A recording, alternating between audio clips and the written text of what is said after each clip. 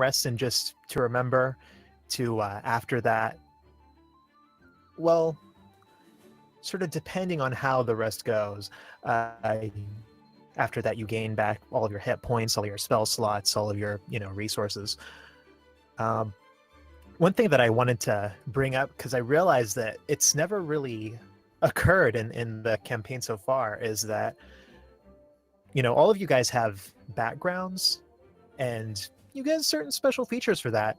I advise all of you to, look at the box in the lower right-hand corner of your character sheet and kind of look at some of the perks you get. And I'm not going to kind of have all of your features in mind all the time. So, if something happens, you can go ahead and stop me and say, hey, well, because I have this background, or, because of this, I think that they should really interact this way, or just say, oh, I want to, use this perk, or you don't even have to phrase it that way. You just have to, yeah, if you look and you see some kind of a perk or some kind of a thing to social interaction or whatever that your character would benefit from, feel free to bring that up at any point. Oh, I've got Disciple of Life. That means my healing spells are actually more powerful. I wish I'd remembered this before. Hey, there you go. All right, and the other thing is that I'm slightly changing the way that inspiration works. Instead of having it just be being able to roll advantage on a single roll, I want to make it slightly more powerful. So you can either use it to add just a straight +6 to an attack roll or an ability check, or if there's a saving throw and you don't make it, you can use up your inspiration if you have it to choose to automatically succeed that saving throw instead. So, while that all is pretty dandy, I have to ask, are we still keeping the vote inspiration once in a while, or any other method? Yeah, I'm making it more powerful because I've, decided that I want to issue it a lot more infrequently than I was sort of earlier in the sessions. So, like, when you guys leave Mauritania, whenever that'll be, I'll probably have another inspiration vote, but it'll be pretty infrequent. It'll be kind of with every milestone. Uh-huh. And remember, a few of you already have it, so, if something comes up and you're like, oh, I really want to succeed on this, then you can choose to do that. And I did it the first session I got it, so yay. So I want to ask, which of you guys would like to give a little recap this session?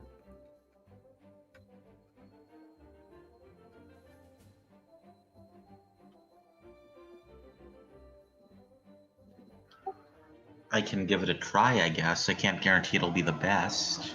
Oh, that's fine.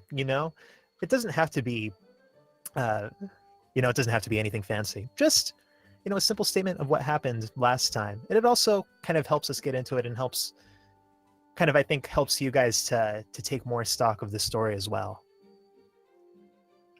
All right, then. Previously, Oliver and Reverend Joachim explored the ominous ruins of the cathedral, hoping, or perhaps not hoping, to find the vampire they were looking for. Due to a spell established by Loki, the dwarf was able to listen in and monitor the two scouts. Unfortunately, this did not go exactly as planned. After Joachim and Oliver disturbed a swarm of bats that turned out to, in fact, be Vyres in bat form, Hune, the monk from the Eastern Lands, argued against going to the scouts' aid due to unclear communication between all parties on what was going on and whether help was in fact required. Eventually, Joachim and Oliver made it back, with a tense confrontation between Oliver and the Eastern monk.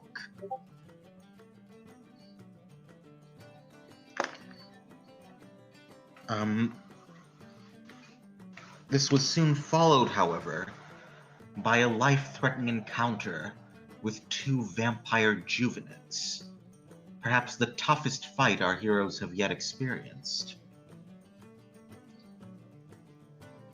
In the midst of the fight, however, an ominous, shadowy figure approached. A Fire Lord from Darkmire, who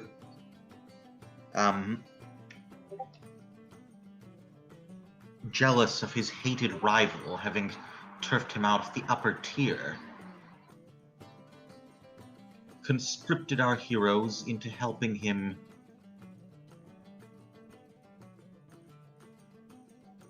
be his rival's undoing. Willingly or otherwise, our heroes have now received a number of marvelous gifts, such as Guthix balance potions and a Rod of Ivandis. A sort of Godfather-esque, an offer you can't refuse.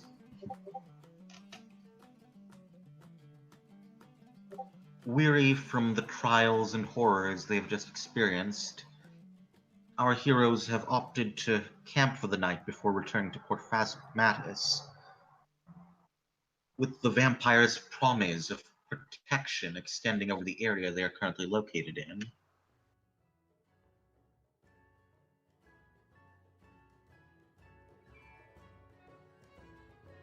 And that's that. Oh, very nice, very nice. That wasn't it wasn't a very good narrator voice, I feel, but No, it's great. It's fine. great. So, indeed, you were roped into striking a rather reluctant deal with a vampire lord of Darkmire. However, you're not sure what the items are that he handed to you.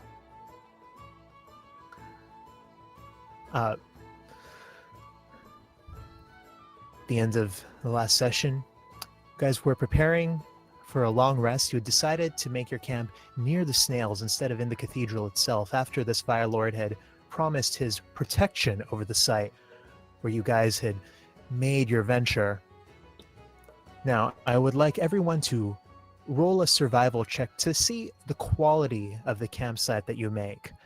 This is still a hostile land. You're still in proximity to swamp gases. There's still an oppressive dampness in the air.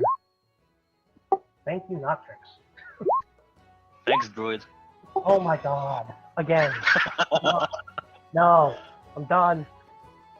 Okay, it's looking like it's going to be another critical fail sort of night. I'll do a roll for Donkey just to toss that in there. Also, Aether. Yeah, not looking great. Let me open up Logi. I slept beautifully.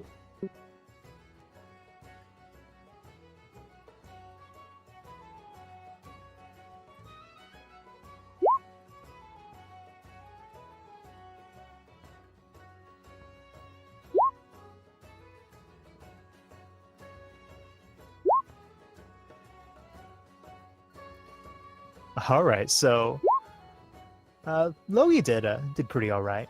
Actually, let me go ahead and move us over to the correct card.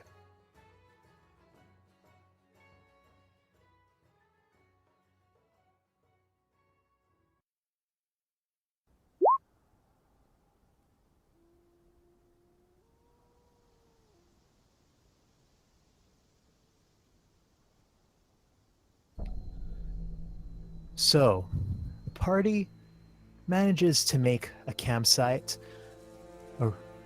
centered around where the snails, one of them injured, however, healed mostly to health, are staying. However, with your unease and with the generally inhospitable environment, it's difficult to really find comfort, especially with these surroundings, bones jutting from the ground all around you, the choking mist in the air. You sleep, but fitfully. Hyun and the Major take watch through the night, and there are no creatures that appear to assault you. It seems like either the cathedral is outside of the purview of most of the beasts of the mire, or the Fire Lord was honest in his promise to put his protection over the site. All you see, Hyun, are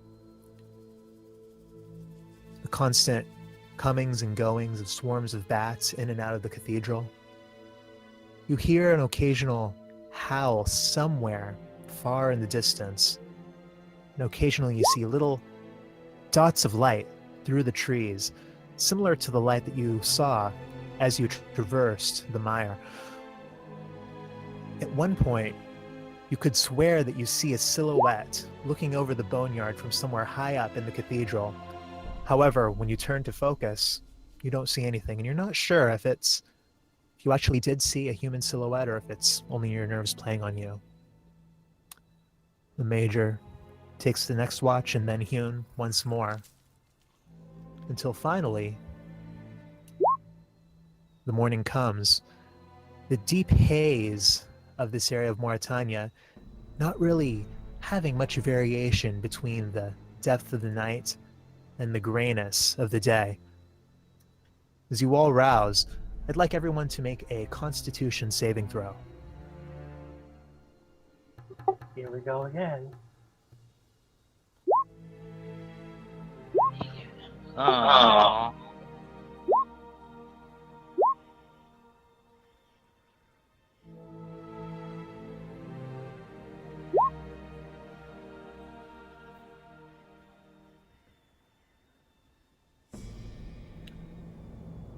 All right. So, You ended it. Hyun and Oliver. Well, actually, Hyun, that wouldn't apply to you since you didn't really take a full rest, but instead just stayed alert throughout most of the night. However, Oliver, you awake feeling groggy, feeling just... It hardly feels like you slept at all. You're an experienced patroller, you're an experienced Captain Rogue, and you feel you will still be able to lead the group through the rest of their trek back home or wherever else it takes you, but you don't really feel very restored from that rest. So, everyone except for Oliver, you get all of your hit points back, all of your spell slots, your resources. Good morning, folk. Everybody rested well? I looked toward Varus with a kind of smile on face, as if I slept very well. Not really. Actually, I don't feel rested much at all. I can't shake this strange feeling that I've had since we got here. Huh. Odd. I figured since you're the most used to it here, you'll get the most rest, but apparently, it feels like I did. I had a strange dream where I was in Vera, sleeping on the finest beds of a Blue Moon Inn, just like that, and now I'm back here again. This dream was pretty. Well, at least somebody got a good night's sleep around here. Maybe I should let you lead instead. I'll probably take that offer. Nah. Your luck isn't really today, I feel. Today, or just in general? Well, yes. Look, it'll get better. It has to get better eventually. Well, if I want to make it out of here alive, yeah. Otherwise, good luck getting out of here without me. Now, as you guys have this conversation, you see the major stomping over towards you. And as one of the ones who kept watch, he had time to do some thinking last night. It looks like he's got concern etched over his coarse dwarven features. Look! Are you all awake? More or less. As awake as I'll get. Why? Look, I've been thinking. I came out here to do one job. To find the ore, recover it, take it back to Kildigrim. I've done that. And now suddenly we're out here, we're making deals with buyers. This isn't what I signed up for. On this... Sorry, I'm getting a little bit of echo from someone.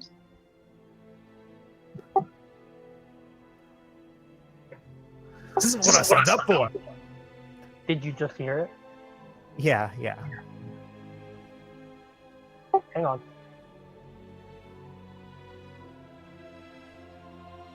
You can continue. I'm just going to be working something. All right. This isn't what I signed up for. Would you And I'm rather? afraid that nothing good can come from this. Would you have rather been butchered by a Vilelord? Look, I'm not going to argue that our backs were up against the wall, that there wasn't much we could do. But, look, he wants us to carry these, I don't even know what those are, put them on top of the church. It's not right. I say, we get out of here, we just drop these somewhere in the swamp, and then we hop on the first boat heading out of Phasmatis that we can. Well, I would vote that at least the council should know of this arrangement. Because although it is our problem, it's also important for them to know what happens in their town, in their region, if I may add. Right, but they seemed as jittery as a pack of deer. I mean, we go over there. Who's to say that they won't throw us in jail? I have to say I have some questions about this myself. What are these items this lord has given us?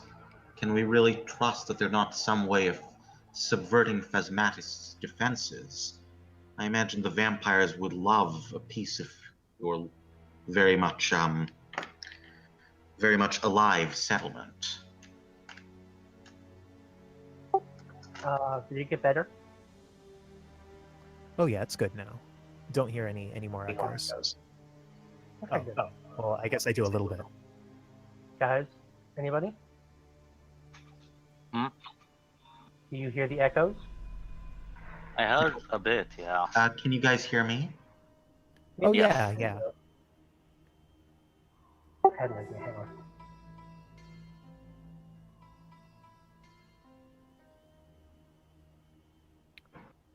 Oh, that's a good point. We're not sure what these things will do.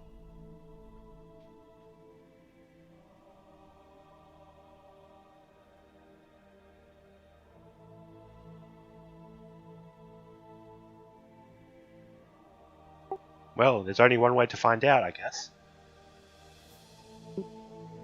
And I'll guess I'll open up one of the potions and take a sniff at it. To see if I can just tell if it's poisonous or terrible in some way. Take a sniff of the potion, and the smell is... It's not pleasant, but it also doesn't smell like any sort of poison that you know of. It doesn't smell... It doesn't smell like something toxic. However, you're not really certain with just taking a whiff of it. Test.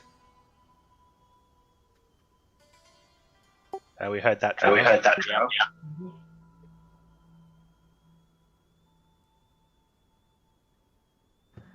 So was this audible? What? Could you hear me? No, I'm answering to the wind. Oh, okay, good.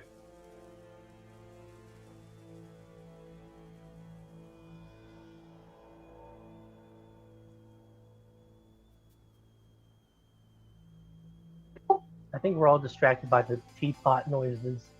Yeah, okay. I was just waiting for someone to talk, and I'm still not half sure if I can be heard. But okay, I'll just get the stone rolling.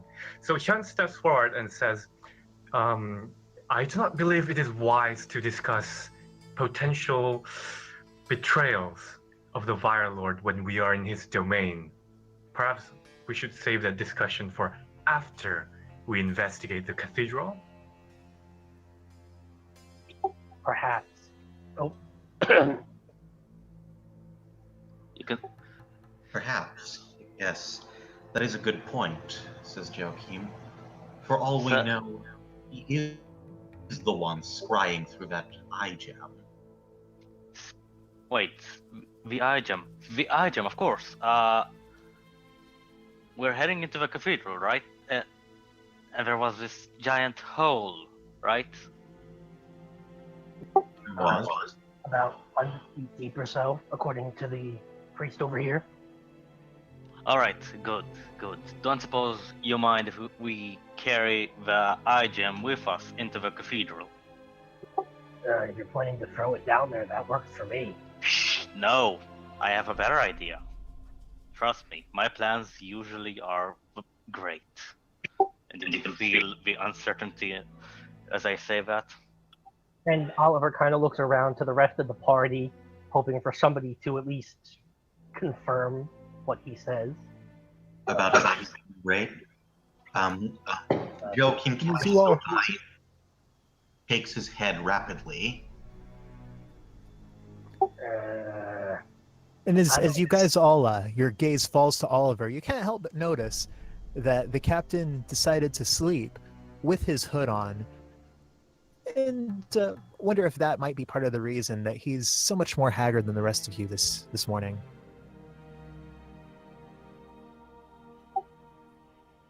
But either way, we should go up there and at least check that thing out. I did get an uneasy feeling from it. I think that this time we should all head into the cathedral together. I think somebody should stay back and watch the snails. Ah, true. Perhaps the dwarf? He turns to the major, looks at him, and goes, "Well, are you up for it? Better than sulking around in some Heir cathedral, yes?" I don't know why you want to go up exploring there, staying around here any longer than we need to. I mean, shouldn't we be heading out of here? Well, originally, coming here, getting your rocks, or ores, rather, would have been the only objective, and we would have left by now. But when we picked up the rest of this group, well, now our plans have changed. Fine. Stay with the snails, but be quick about it, won't you? The half-dwarf can stay with you. Actually, I would rather Logi come with us for another portion. Oh, okay then. Well, up to the hole at least. So is the DM going to be controlling Logi? It's just a small thing, but sure. Oh yeah. Yeah. Loki agrees to come with you guys. Okay. So we head into the cathedral. Troop, you ascend the same worn, yellowed limestone steps jutting out of the ground like rotten teeth. You find yourself once more. Let me change the card here. Once more atop the overlook of the whole macabre cathedral grounds. You do see in the center, now all of you seeing it through your own eyes, a raised sort of round altar. From ground level, it looks like it would be any other mundane dais if extremely weathered by the ages. But as you do approach, ascend up its steps, you see a pit of blackness, unfathomable. You're not sure where it leads to. However, as Joachim did ascertain the day before, goes down at least 50 feet. Well, can I say that I grab the eye gem to here? So you've got the eye gem. Yes. Okay. Now I'll just turn to Logi and ask him, "Hey, you got us. So your spell yesterday, the one that let you see through another being's creatures. Think it'll work on this?" And I show him the gem. He looks unsure. I don't think so. It needs to be another living creature. I don't think I could cast it on just an object. But if we were to find the creature who looks through this thing, you could use them. The creature is probably very far away. I know, just a thought. Well, that is quite disappointing. We do have enough rope to get us down here. Aye, but it's pitch black. Anybody got a... I think I have candles, but anybody got a torch? I could head down there first. After all, my fists are fire, as you noticed yesterday. Hmm. Well, if you think that you can handle it, and you think you'll be able to see, I don't see why not. Right then, we will... Better idea. Prestidigitation. Fire. Around the... Well, to set portions on the... Well. So, what are you doing with your prestidigitation? Well, flames to light up the way through the well. Okay, so you can create small minor flames that last for a certain amount of time. However, you're going to have a bit of difficulty using those as a light source. I could just use sticks, light it on fire with my tinderbox here, and use that as a torch. Can I look around for a stick?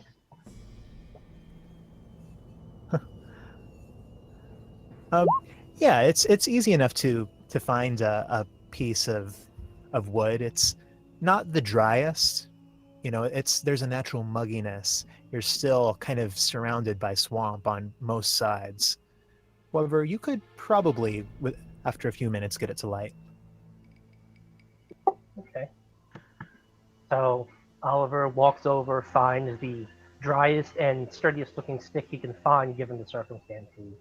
Takes out his tinderbox, strikes it for a few minutes, finally lighting it and making it into a makeshift torch. Not the brightest, probably not as bright as a, proper torch, but should do. Right. You've got the flaming stick in your hand. Okay, since you stick the torch, I kind of suggest you head down first. I did think that first, but the more I think about it, I think the person with the torch should be in the middle so that everybody can see. Because the people in the back won't be able to see nearly as well if I'm all the way in the front. Why don't we lower the torch by tying it with the rope? But again, we need someone to make sure that the ropes are indeed here and haven't fallen down. I'm sure we can try to... Yeah, go on. Which we can say Logi looks after them. Yeah, Logi quickly volunteers to take the ropes and assure that the knots are all sturdy. All right. Because he has so much experience with getting his fingers into tangles, right? Oh, you know it.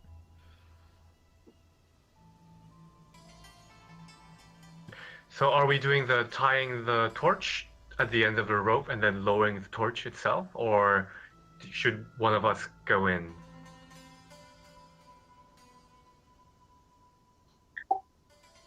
Well, it's up to you guys now. This is your mission. Let's do the torch thing. Better be safe than sorry. Yeah, I can agree with that.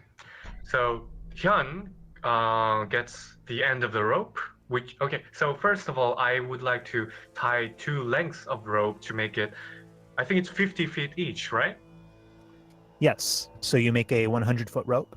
Yep. Well, a bit shorter because we're tying it together, and then at one end, I tie the makeshift torch around in a way that doesn't let the fire directly affect the rope itself, and then we start lowering it. Right. You start lowering. Oh, what was that? Wow, that was something. You hear a strange roar rumble out across the countryside. However, it seems almost as if it was something from another plane. Yun, you manage to make a sort of double noose around the torch, making it so that the flame is well out of the line of the rope itself. You carefully lower it down this well, which is about 4 feet across. You see the flame descending down into the darkness, further away from you, to the point where it's no longer just lighting up the brickwork around you, directly below you, but is instead a point lost in the inky depths far below, just a single dot of light. So finally, you reach it down, and your rope goes slack for just a second before the torch goes out. It seems like it's hit the bottom, and for whatever reason, being on the bottom has snuffed out the torch. Can I measure the length of the rope that we have on hand to indirectly measure the depth of this thing? Sure.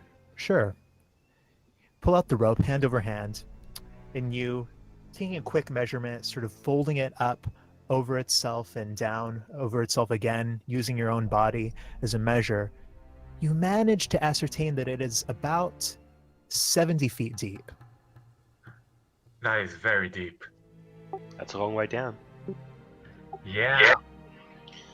It's in line with my calculations then, but a little more precision certainly helps. Good thing we had 2 lengths of rope. So, who wants to volunteer for the first, being the first one at the door? Joachim looks around at the party. I suppose, if none of you, well, I'll give it a try. No. The healer must stay in the back. You are a little more. You're not as sturdily built as some of the others here. I suggested Oliver since he's the leader of this group. I As in think guys. that's unfair because I ain't going nowheres no more. Not without the rest of you. yeah, I mean it's not his mission. We are already asking quite a bit out of him. Just All right, you granting know what? him. I'll go. No need to go into more bickering. I'll go first. The brave Bard Herald. Well then, I will be the second to go. Hyun looks very unnerved at the extinguishment of the fire at the very end. Worsened, be careful. I'm not certain, but I believe this may be some sort of sacrificial site. There may be something very grisly waiting for you at the bottom. Water, maybe. Or, no, that couldn't be. What? Blood? Yes, it's a foolish thought, perhaps. More afraid you haven't seen how the Vera sewers run. I got this. Don't worry. I say Ron, can I take a look at the torch to see if I can find out why it went out? Sure. Do a perception check. Finally. Oh, very nice. All right. So, take a look at the torch, and even with the slightly dampened wood, you can see that it is a bit wetter. It seems like it partially fell into water that, taking a sniff of it, it is doesn't smell very good. It smells like it probably came from water that's very stagnant, very unpotable. However, there also is a chunk of the torch itself from the end that was lit that seems to have broken off entirely. Well, from what I can smell and ascertain just from looking at it, it seems it fell into some kind of water. But funny thing is, the end that I lit kind of seemed to have disappeared. And I don't mean that it came off as ash. It almost looks like it was a clean cut. So something below is actively killing the fire. Are we certain we want to send one person in alone? No, we are not. Perhaps we should try throwing things at it before we send anyone in. Rubbles and rocks and sticks and stones, whatever we have at hand. I have the best That thing. might just... I throw the eye gem in. Wait. No, no. Good Can I- job. Now we actually have to go there. Can I catch it? Can I see if I can catch it when he throws it? Okay, so Dexterity. so who is going to try to go after the eye gem before he throws it? I will also try to go after the eye gem. Okay. Let's see. I'll say worsened. Roll a dexterity check with advantage, and you two roll just a straight dexterity Good check. luck. 8 and Good 6. job. All right. So neither of you managed to catch it. You both reach out your hands, and Oliver, your fingers barely grasp the edge of this almond-shaped milky stone before it clatters. Ding, ding. You hear it kind of clack against the stonework before a small sound of stone against stone at the very bottom. An oddly tinkling sound. You feel like perhaps the stone broke. Did you hear that? It sounded like it shattered. Well, that solves one of our problems at least. I didn't really. I burst into a small laughter. I didn't really expect this reaction. I'm sorry. Well, maybe you'll give our silent observer a headache. No, we still could have used that to our advantage in some way. I still think we should try throwing a lot of crap down there before actually venturing in. I think I might have an idea about that, actually. Go. He takes out his short bow and his arrows and looks down the well to see if he can see anything to shoot at. I mean, 17 in my range. pure blackness. You're not really going to catch sight of anything that you're going to be able to aim at. You can just aim down the hole and shoot blindly, but yeah, you don't see anything of note. If only we had light down there again. I wonder if the torch still lights. I can freely create fire. Maybe if we light enough rubble in here and then just keep throwing it down there, some of them might stay lit. Maybe worth a shot. But, I could put a moonbeam at the bottom. Would that lighten it properly? I don't know. It's a beam of light, sort of, I think. Well, I guess that's worth a try too. It might be a bit overkill for now. Should we try? Yeah, go on. Sorry. I know, I was just gonna say if there's any better ideas. Yeah, I think we should try the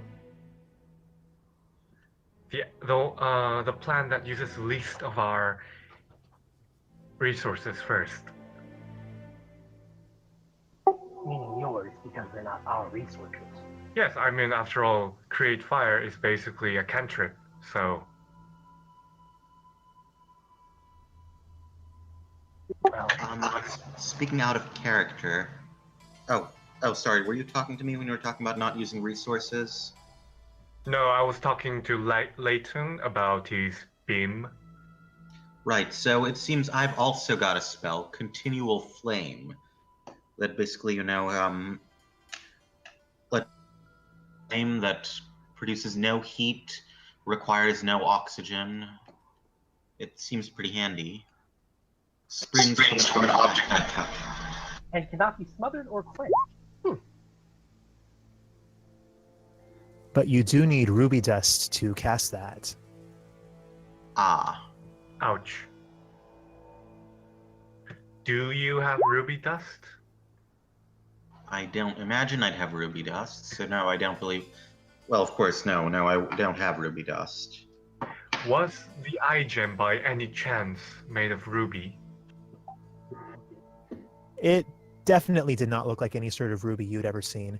It was sort of an oval, sort of almond-shaped gem, smooth cut, and with sort of a light, milky opacity. Doesn't my holy symbol work as a substitute for some? It works as a substitute for materials that don't have a cost listed. I see. Okay. The ruby dust is consumed, so. But we do have runes, remember? Ah. Do we have You got fire runes. Would that work, DM? Let me take a look at the house rules for runes. It's worked before.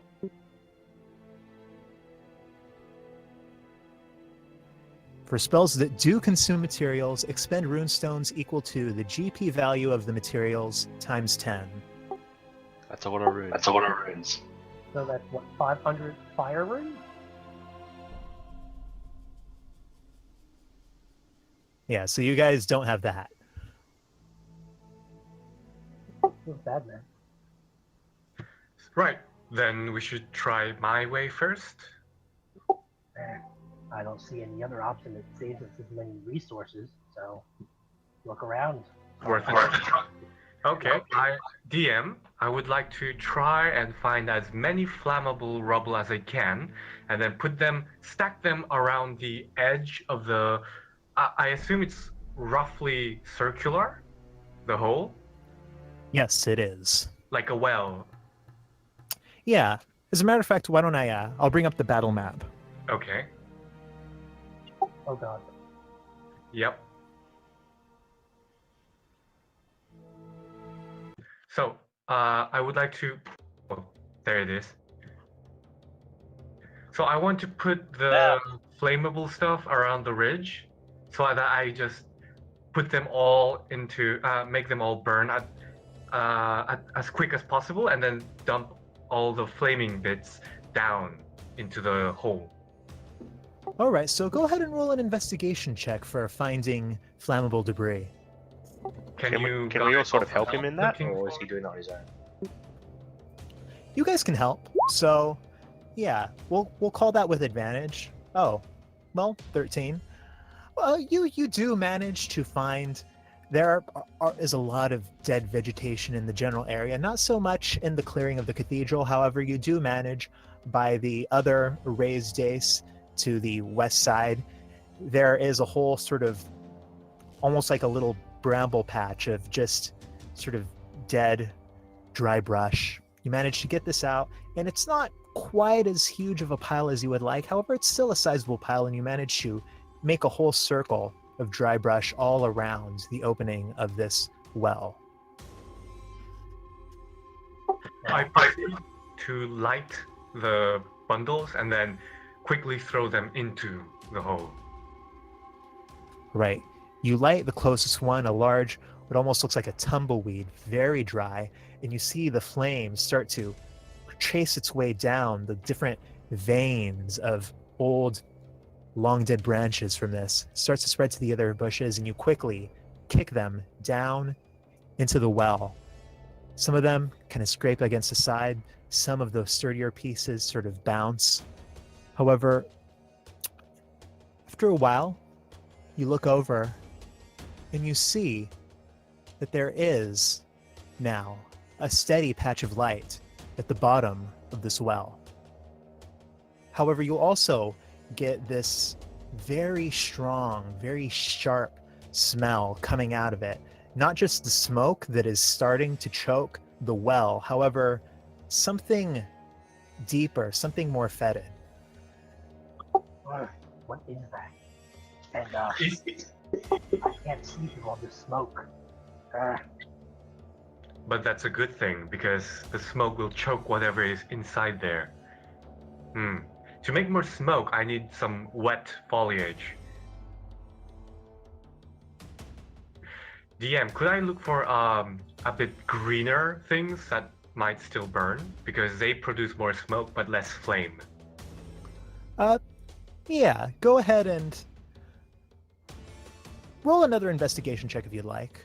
Or you can just use that one. Too late. Can I try? So, as you look around the cathedral grounds, finding something that's actually alive and healthy looking is not as easy as it was to find dry, dead vegetation. You feel like if you go down the hill and closer to the edge, it would be very easy, trivial, to uncover different flora from closer to the swamp that is actually waterlogged or is choked with the sort of ever-present mist of the mire. However, high as you are above the level of the swamp, that mugginess doesn't really reach up here quite so much. Is there any kind of reaction from whatever might be below there with all the smoke? You roll a perception check. Oh no, I'm going to fail this again.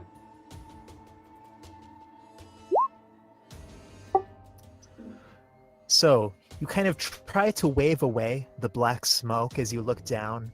You find yourself coughing as it starts to choke your lungs. However, you do manage to catch a glimpse of the fire below. You don't see any sort of a figure. You don't see any signs of intelligent activity.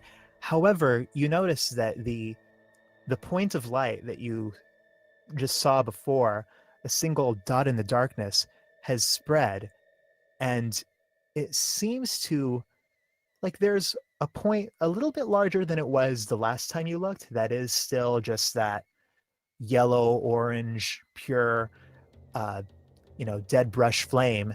However, the light around it seems to be duller and seems to be kind of more of a deep reddish color. And it doesn't seem to be, you don't see the telltale signs of movement that would come from the flickers of flame that are shining. It's almost as if something is sort of slowly burning. We should head in as quickly as possible to make use of this fire, I think. Bard, are you still sure about wanting to go first? As long as I have you guys as backup behind me. Yeah, sure. I'm going to be right above you, like we're going in together. Good. Can't imagine what it'd be like to go there alone. Let's head in. Let's do it.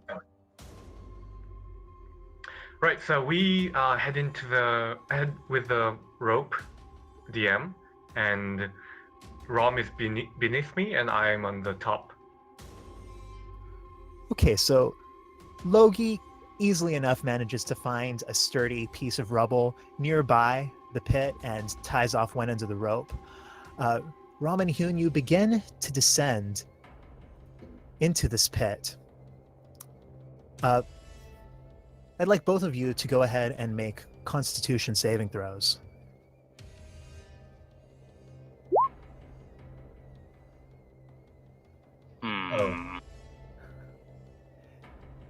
Yeah, I'm gonna have to count the first one of those worsened.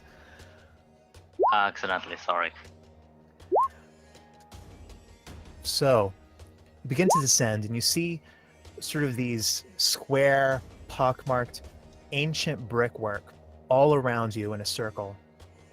However, you don't get more than a few feet before you, Worsen, find yourself starting to choke from this black smoke that is all around you.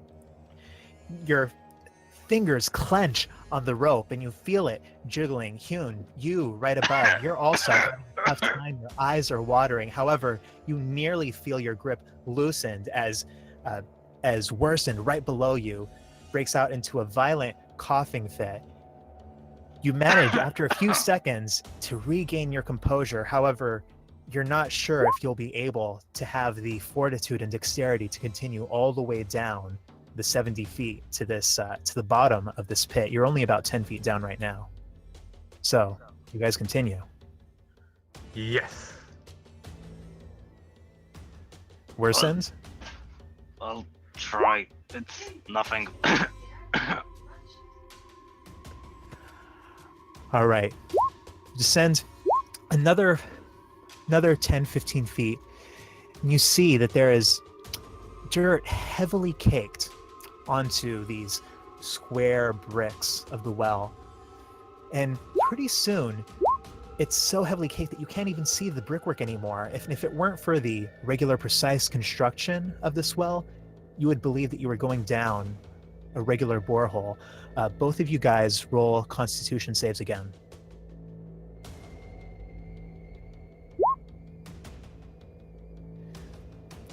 Now, the smoke is even denser, even more choking. However, both of you manage to kind of pull your shirts over your noses with one hand, make yourselves sort of makeshift respirators, and keep it together as you keep descending down this pit.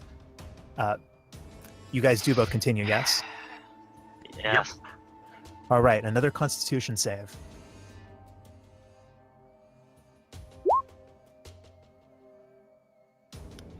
You descend another 15 feet. You feel like you're about halfway down now, and you're in the odd sort of black region where you're too far from the flame below to get a good eye on your surroundings. You're more or less in darkness. However, the light above, you look, and even the gloom of Mauritania is an almost blinding brilliance, single point, compared to the depth of the blackness around you. You keep going. Another Constitution save.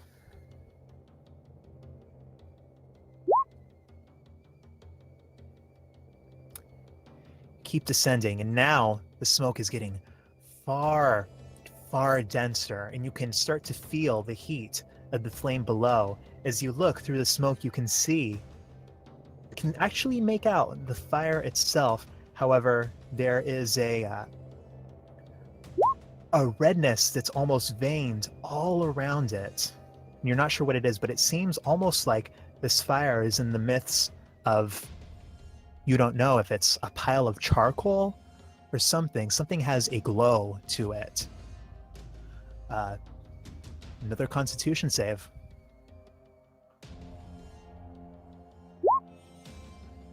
This looks like. Right. Hyun, you too. I rolled first. Oh, wait. Oh, you did. Yeah. Oh, dang. Okay. Dexterity saving throws from both of you.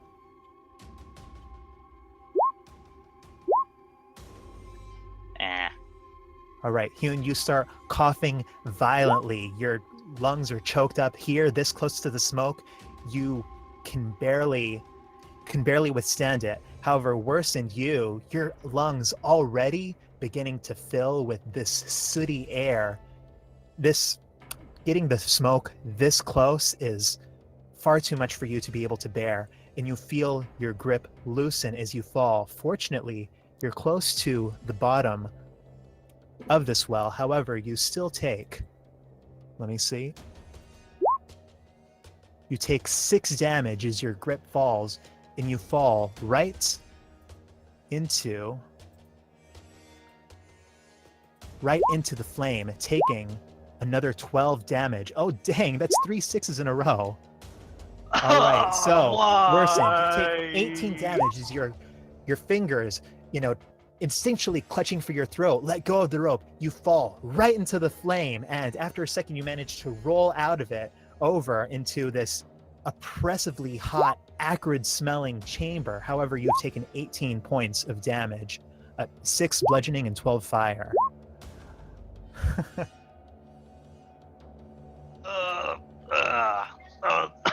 Are you all right, Bard? I'll live. I try to get up slowly. How far am Full I of from pain. the floor? Hyun, right now you're about 20 feet away from the floor. I'll say that you managed to make it down the rest of the way. However, this fire is directly below you, so I want you to make a dexterity check to see if you can make your way onto the bottom without hitting the flame. Could I like shake myself to make it a bit how do you call it? Like make the pendulum, yes, and then try to jump away from the fire? Like that's the flavor. Yeah, you can try, but it's still going to be just a straight dexterity. Or a dexterity check. Do you have any advantage on the save, or is that the same as It's the as your same. check? Okay. All right, so you very easily, with your monk-like skills, manage to swing back and forth and managedly avoiding the flame, leap onto your feet, only about a yard away from the fire itself. However, you see that the rope itself is getting perilously close to the flame, and you can't help but think that if you're down here for too much longer, that fire is going to start traveling up the rope. I would like to shout at the others above to pull the rope up a bit. On the meanwhile, I would also like to try and inflame anything I can possibly see nearby to give me more light. All right, one second. Let me set up this map. Do we hear him yell? Yeah, you do. It's a narrow well, and his voice kind of echoes. However, you do hear kind of distorted through this now plume of black smoke. Pull up the rope. Oliver does just that and pulls up the rope just a tiny little bit. About, I don't know, what he would measure as 5 feet.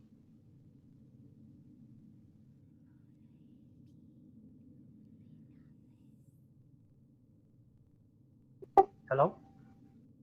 Oh yeah, I'm just waiting for you the do map. that. You do the hell out of that. Sorry, I'm setting up this map. Is this what we see? Is this just pitch blackness? Pitch black. Darkness. Ah, there we go. Right. Two of you find yourself inside of this deep cavern.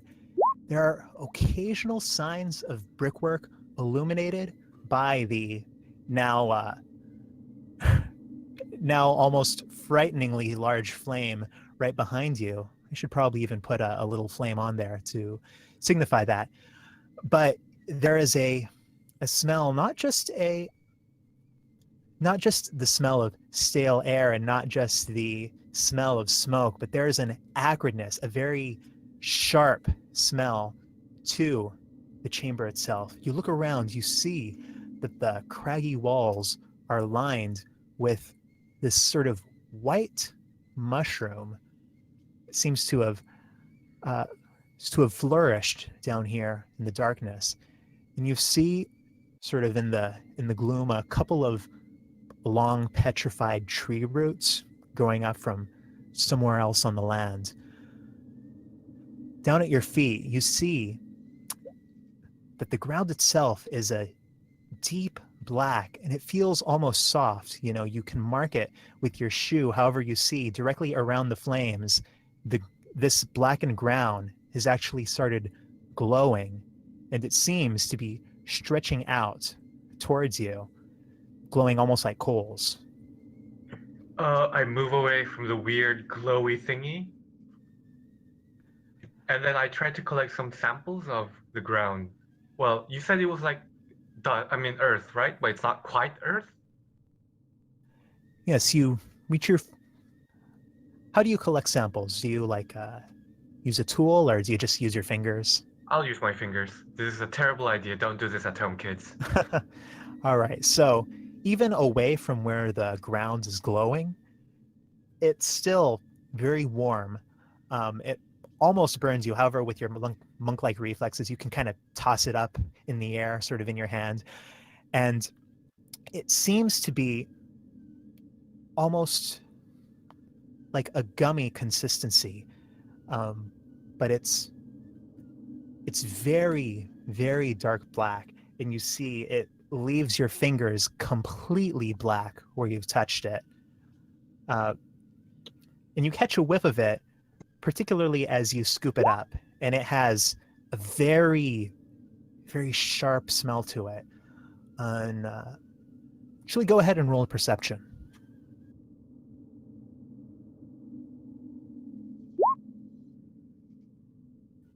Yes, it has an almost kerosene-like smell to it.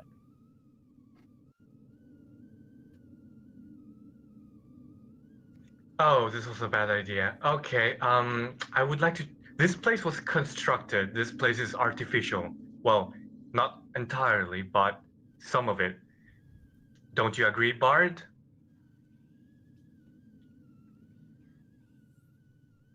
Did the Bard faint from the pain? Well, he took 18 damage. Let's see. Is worsened here. Hello, Bard? I saw him light up momentarily. I wonder if he's having trouble. Oh, maybe.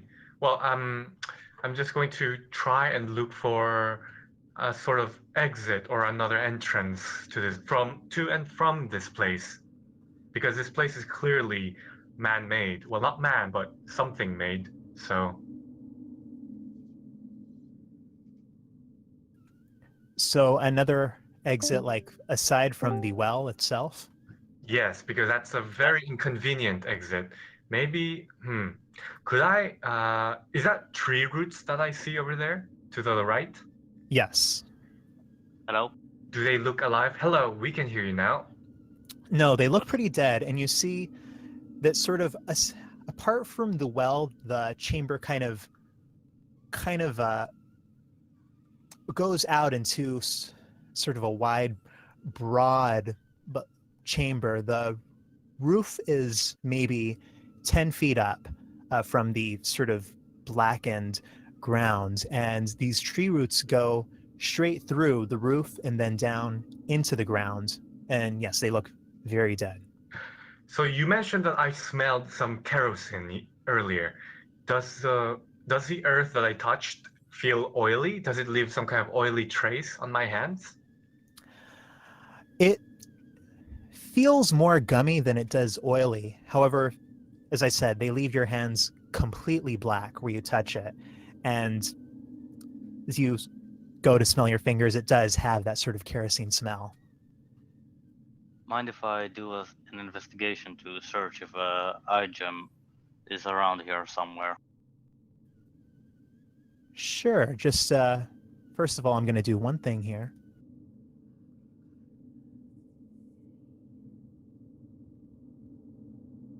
Also, the bard kind of feels pain, but is able to walk kind of slowly-ish. So that shape you see there, that is the amount of the ground that is currently sort of glowing red from the flames. It seems to be spreading. Did the tree root already catch fire? It looks like it's probably about to. Does that expand our area of vision? It will once it catches fire. However, before it does, Worsen, go ahead and roll an investigation check.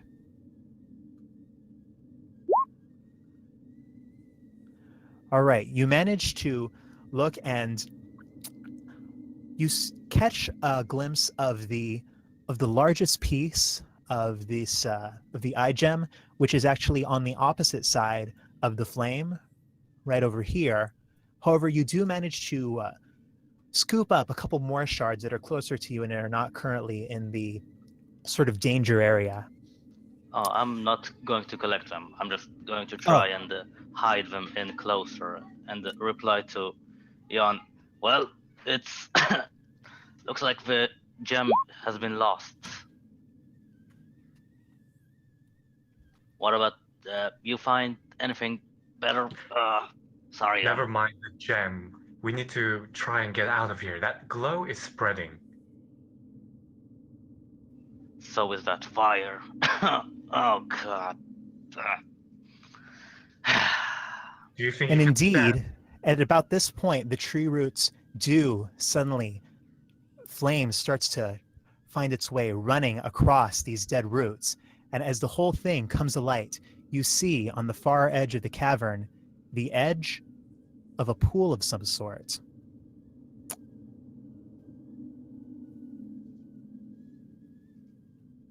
I would like to use control flames and try to extend the flames toward the pool to extend my vision, area of vision. Okay, let me read this. Make more fire. Best idea. No, it's just moving fire. Fire has Oh, never yeah, that's a killed cantrip. anyone. That's a cantrip, so you easily enough manage to move it a little further that way, and then you just keep on spreading it towards the pool. Yay. All right, you spread the flame towards the pool, and as it does, you watch as the entire pool catches fire. Suddenly, this entire section of the cavern is fully illuminated. You can see steps leading up behind you. However, where this pool has caught fire, the ground is rapidly growing red, and you see that it seems like the entire chamber is starting to ignite. All right, I want both of you guys to roll dexterity saving throws.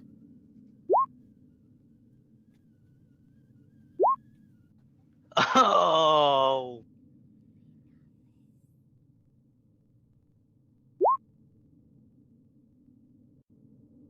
Well, Okay, you guys both take 13 points of fire damage as there's an And I'm conscious. immense gout of flame, as it seems like the entire chamber, something within that pool, has fully erupted, fully ignited, and it's almost like a dragon's breath pouring through you, past you, lighting up this entire chamber as you both find your bodies singed with the flame. Worsen, it Carry- is too much for you, and you fall. Carry me to the exit. yep, okay, I'm going to... Hold on. So is picking up the bard going to take me in action, or? I'll say that it can take an action or it can take half your movement. Yeah, I'll take the action. So I use my action to, first of all,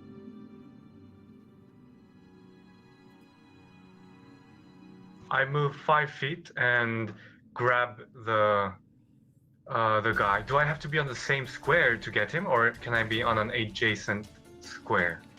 Adjacent works. Okay, I grab him, and then I have. Oh, wait. First, yeah, okay.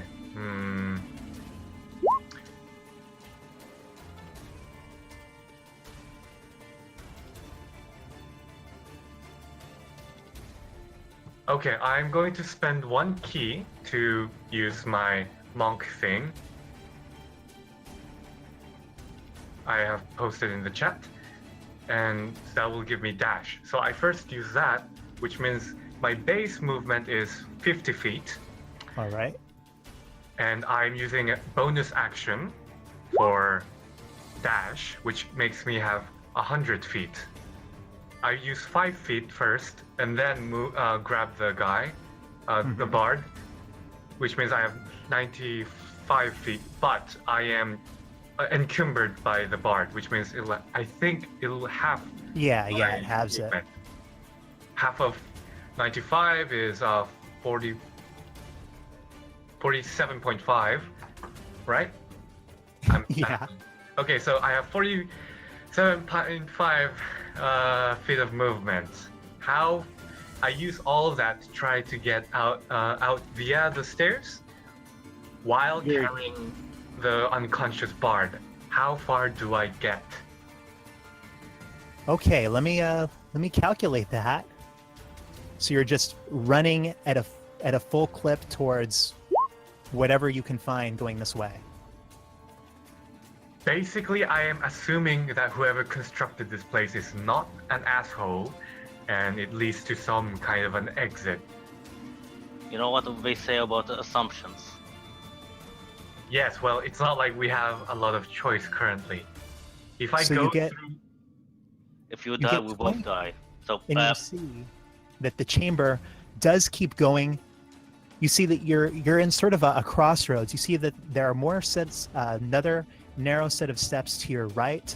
The chamber sort of opens up and keeps going in front of you, and then there's also sort of an opening of the chamber to your left. And as you squeeze through the narrow passage, this passage was choked with these same white funguses. So I want you guys to,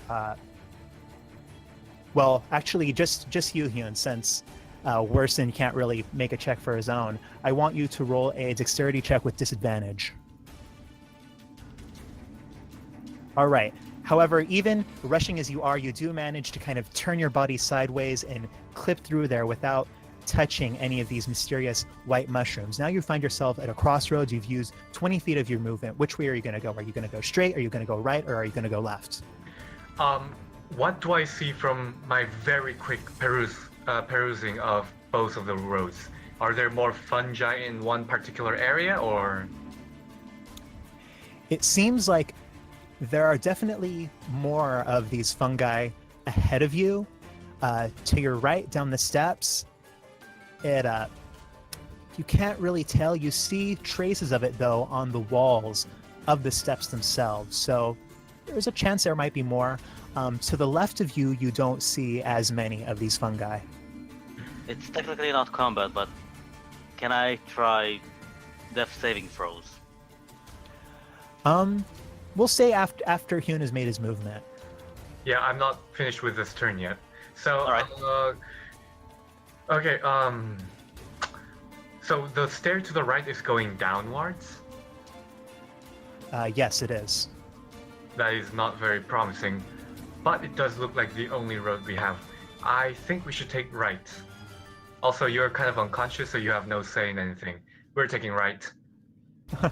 All right, let me check with the ruler here. Yeah, so that would mean you'd be able to go another 25 feet, right? 25.7. I mean, 25. I don't know, 27.5. Okay, I'll let you round that up to 30.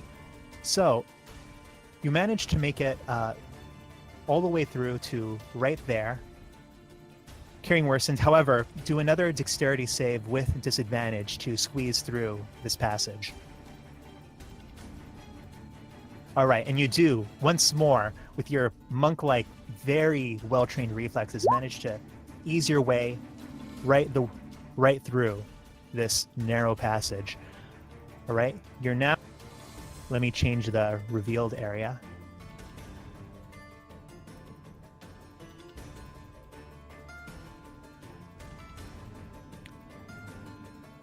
You now find you're in a passage that this time the ground is rockier. It doesn't have that same sort of black, sooty, gummy material on the ground itself right here. However, that'll be the end of your turn. So, Worsen, go ahead and make a death saving throw. Oh, dang. All right. That My is rolls, one man. loss. My rolls. All right. Meanwhile, the rest of you up above in the well, you're sort of looking, trying to catch what glimpses you can of if anything is going on underneath through the smoke, when suddenly you do see there is a gout of flame. A fireball seems to rush halfway up the well itself, and you all, those of you who are looking, instinctively back away from it. However, it doesn't quite reach the the surface. However, it does seem like something has gone horribly wrong. Oliver, you're the first one back to look at it, and you do see that the rope is now burning, the rope that you sent down the well. I try to pull it up as fast as I possibly can to see if I can put it out. Oh, shoot, I'm sorry. No, it's not burning because you already pulled it up. All right. So if it's a good thing that you pulled it up, or else the rope would be burning. All right, Hyun, now it's back to your turn. Or unless you guys are going to do anything.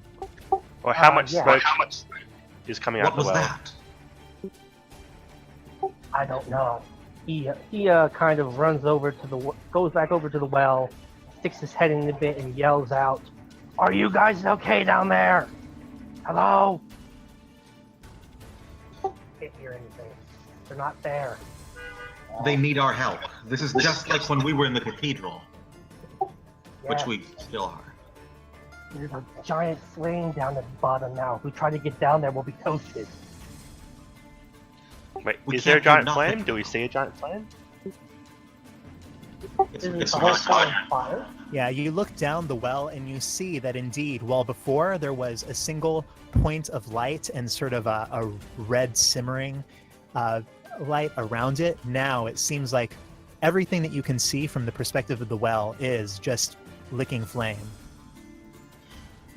But we can't just do nothing. Does anybody have any water then, or something to put out the fire? I've got nothing.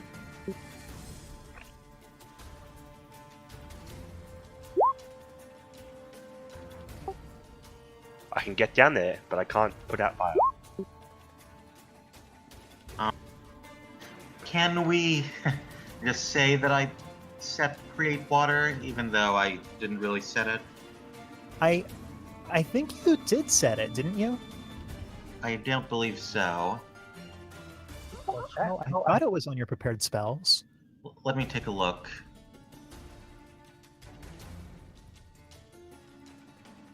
Yeah, you've got it prepared. Oh, I do, really? Yeah. That's excellent. Yeah, Alright, if it's then. got a red dot next to it, that means you've got it prepared. Okay then. Well, in that case, Joachim closes his eyes and takes a breath.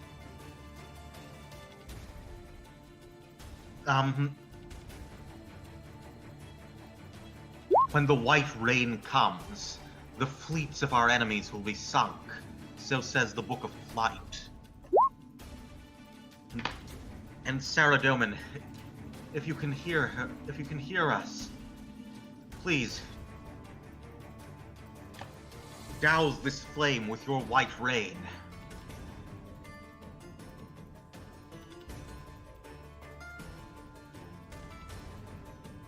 So let's see that spell card.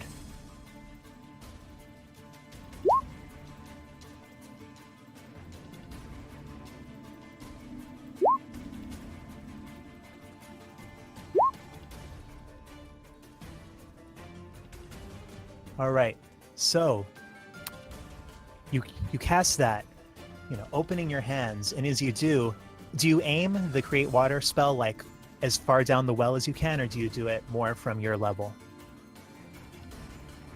As far down the well as I can, I suppose. All right, as you do this, you see that the smoke actually dissipates for a few seconds, as it seems like there's almost like a cloud forming within the well, a much more benign white mist as opposed to this black smoke that's been around you.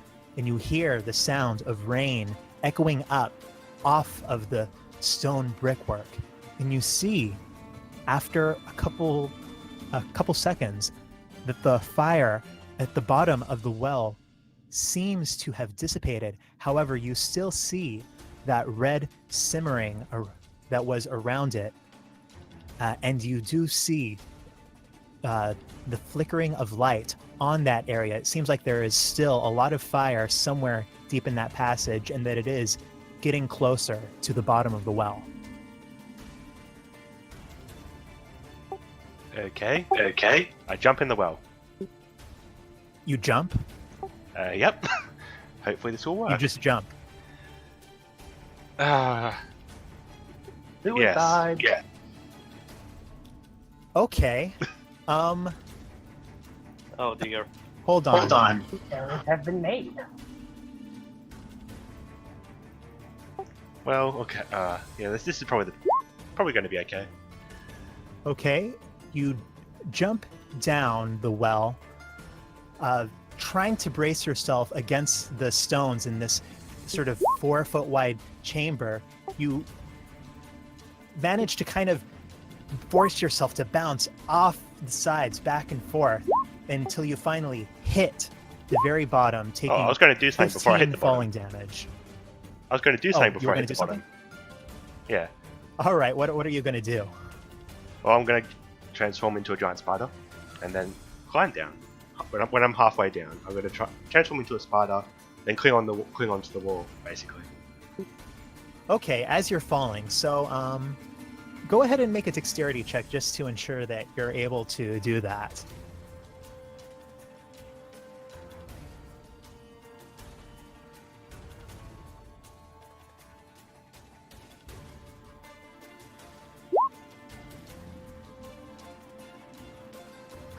Okay, it's difficult, but you just barely manage to slow your grip enough to turn into a giant spider and cling to the side of the walls.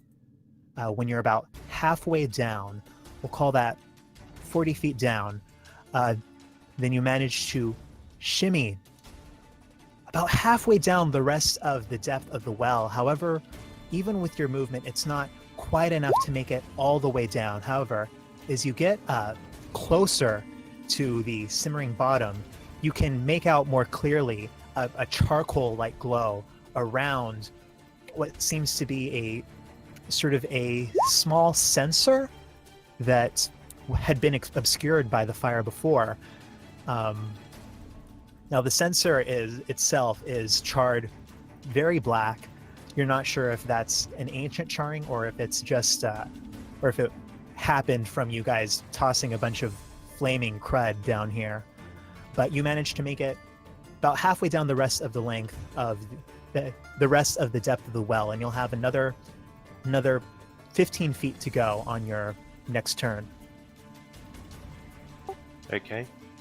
I do have 40 feet climb speed on the spider, if that matters. Oh, 40 feet climb speed. All right, so that still doesn't get you down all of the way. However, it does get you a little further, so you'll have another 10 feet to go before you hit the bottom.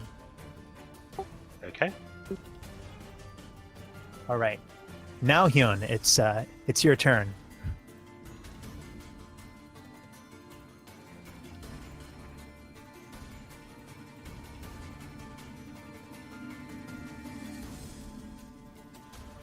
Hyun! Carry my body to safety.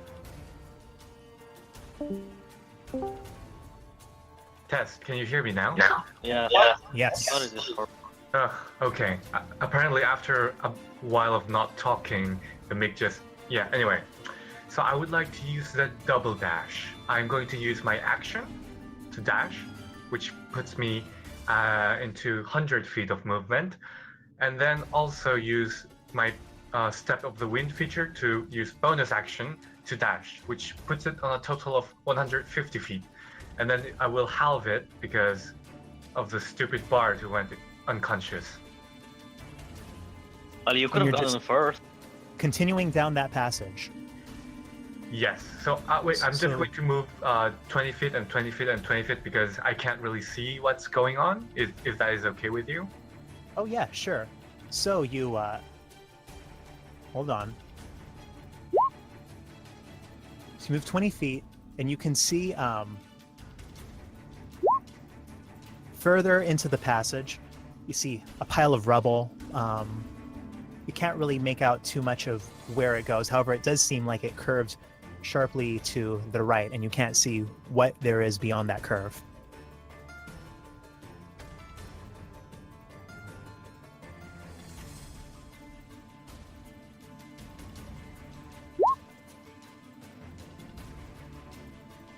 All right, as you rush towards the curve, you look to the south and you see a dead end.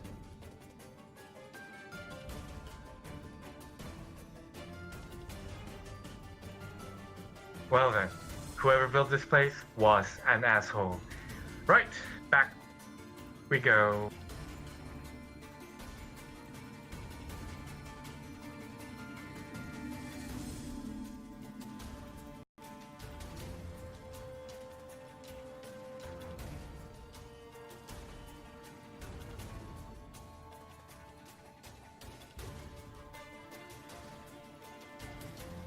And that will be my action. All right. Worsened, go ahead and make another death saving throw. Okay, a Finally. success.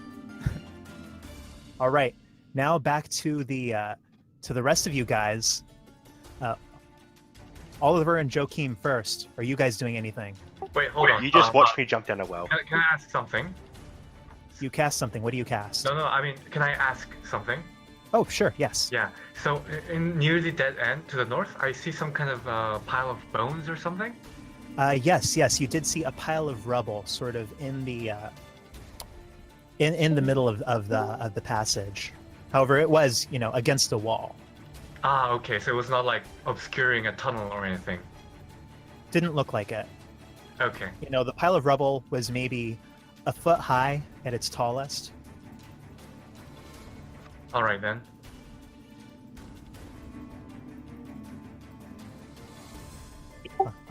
Done now? All right. So Oliver or Joachim, are you guys doing anything? Well, No, the water didn't put it out. It must be some kind of oil. is he out of his mind? He just jumped down there. He's a druid, isn't he? Can't he, like, transform into things? You have seen me Well, do that. Well, he can at least. I don't know about druids in general, but how did you know that? Well, never mind. And he kind of lets out a soft sigh of relief. Listen, I think there might be one other way to put out this fire. I've seen people use dirt, but it has to be drier dirt. Unfortunately, I don't think there's any dry dirt around here. No, I wouldn't imagine so. But as the good Lord gives, so he takes away. Saradomin may be able to leach the moisture from the soil. Well, it's worth a shot. I just hope it's enough.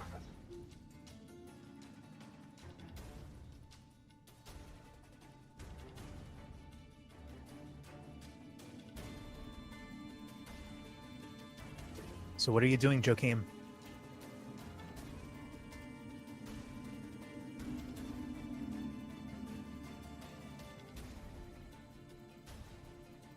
Okay, this is really weird, by the way. Every time I switch tabs now, it's kind of causing me issues with my mic or whatever. But anyway, back to the point. Let me just check the description of destroy water really quick.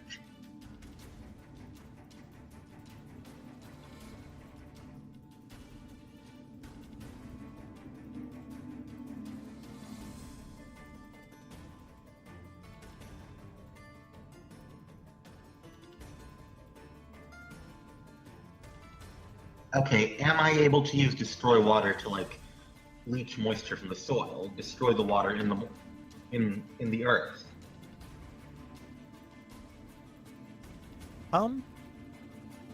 Sure. I'll let you say that you can do that. Okay then. So Joachim kneels in the damp earth at the foot of the well, and he clasps his hands together in prayer. Oh, Saradomin, save and deliver them, please. Dry out this earth.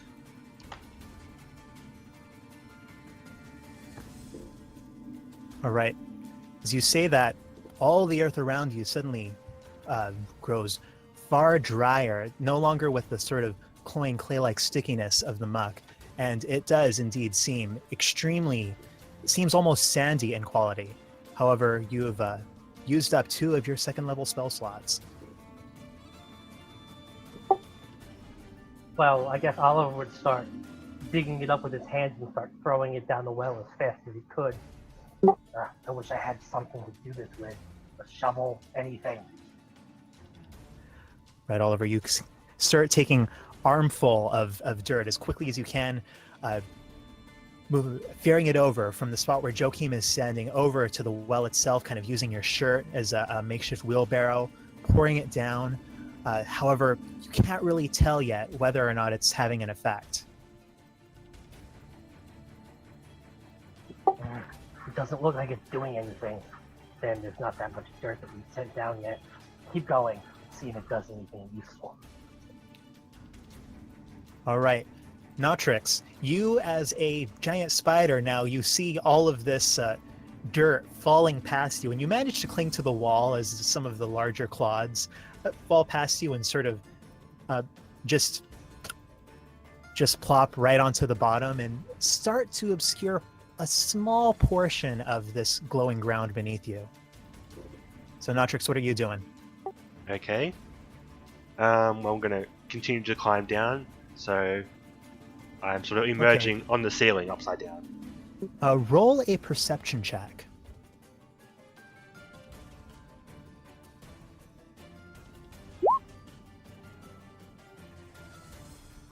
Okay.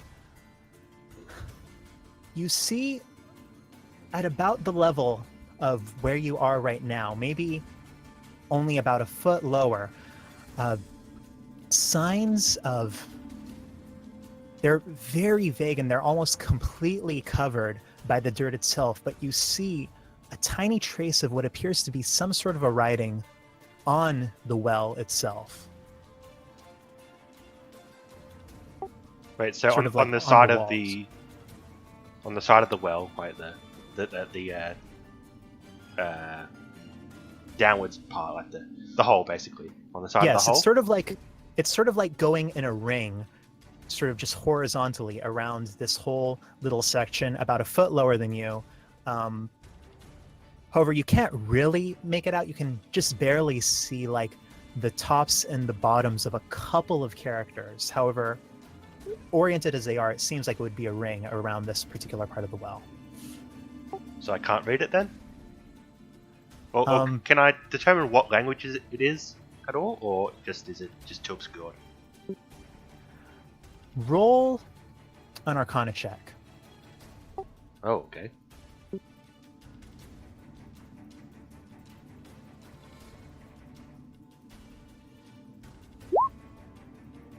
You have no idea. Fair enough. Okay, so I just continue going down the well, if I have movement left. Yes, all right. You continue going down the well. However, as you get about a foot lower, suddenly you find that you are no longer a spider, and you fall What? the rest of the way. Roll a dexterity check.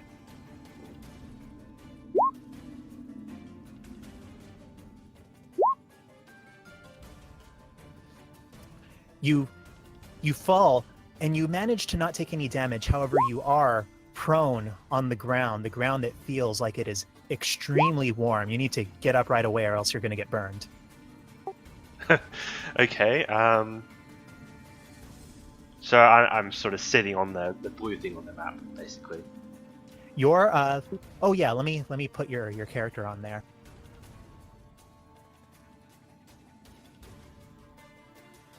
Damn anti-magic rings.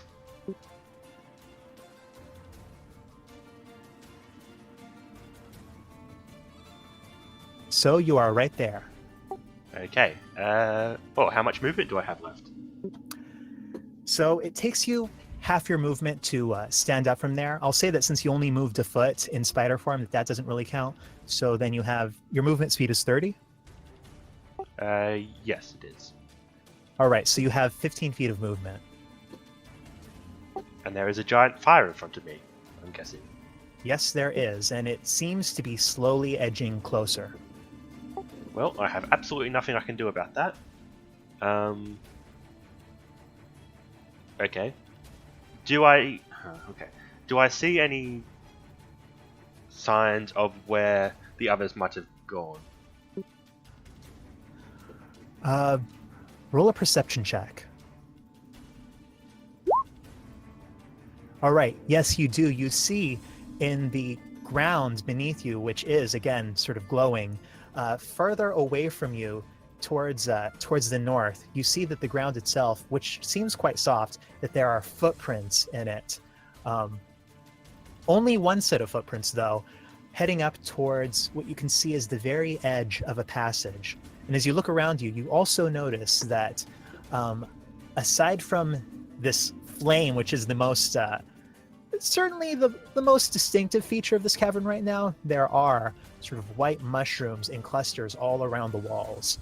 However, several of them, particularly the ones close to you, seem to have been completely blackened, burnt. Well, as much as I'd love to stop and look at the mushrooms, I'm gonna have to keep going because there's a giant fire. So I got 15 feet. Can I move here? Yes. Okay, I'll move there. Are you still in your spider form, or are you in human No, form? that got destroyed or Oh, removed. okay. Ouch. All right, Hyun, it's your turn. Hyun bemoans the fact that such beautiful, wondrous sources of fire will be so wastefully used. He is kind of in tears right now, actually. It's 50% the smoke and 50% genuine sadness about the loss of this wondrous, veritable mine of flammable things. Also, he has 75 feet of movement. I'm going to use them in portions as we did a while ago. Yeah, go for it.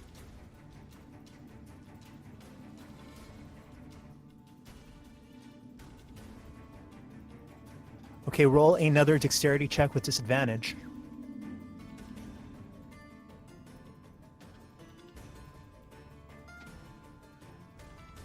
And yeah, you're fine.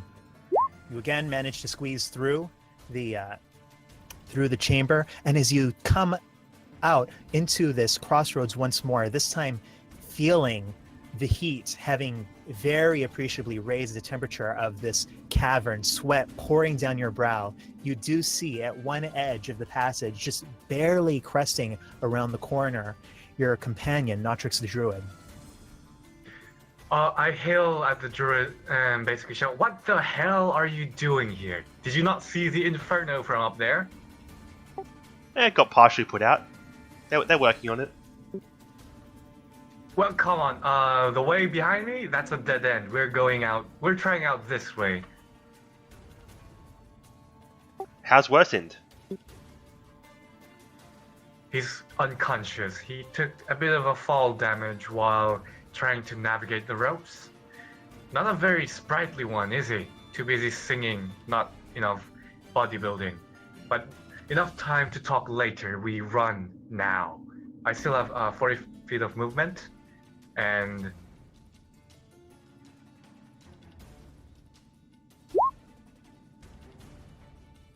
what do I see with my beautiful eyes? Another crossroad? Yeah, you see the passage just continuing. However, you're not sure how far that passage goes through the darkness.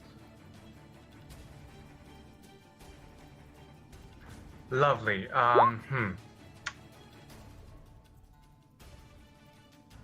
So could you give me some description of both passages, as far as I can see?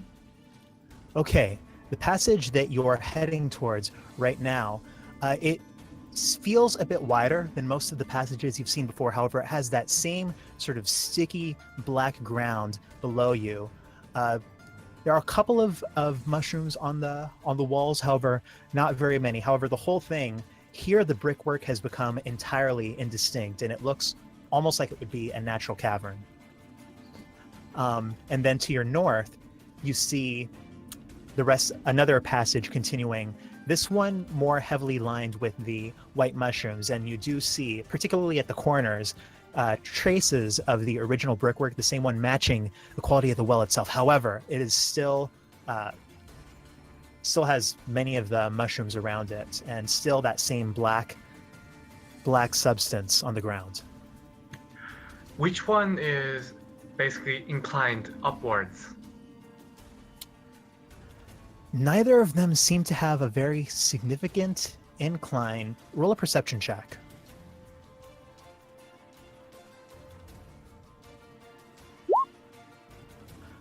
The one to the north has a very, very slight upward incline. Okay, fool me once, shame on me. Fool me twice, shame on me. But we're going north.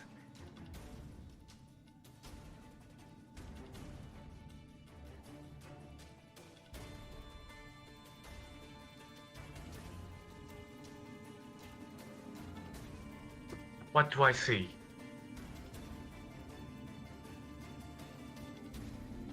The cavern continues, the same sort of now very oppressive stone walls around you. Is that all of your movement there? Yep, all 75 feet of it. All right. You look forward to the passage and you see that it seems to, for a second, you think that this is another dead end. However, you see there's a very narrow passage just ahead and slightly to the right of you. Is that the brown thing to the right, or? Yeah, it seems like this passage is sort of, the ground is no longer the same black sticky substance there. It seems like it's kind of heavily piled with dirt. Okay. Sort of dry looking brown dirt. And that is it for my turn, and try to make your death save now, Bard. No promises. Ice picking dead.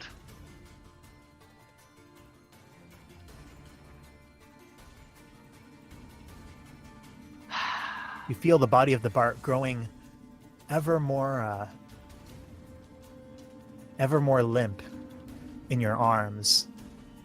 Even for an unconscious body, it seems like the little breath you have there has become much more shallow. You're not sure if he's going to make it.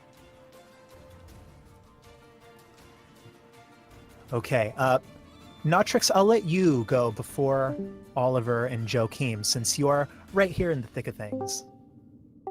Okay.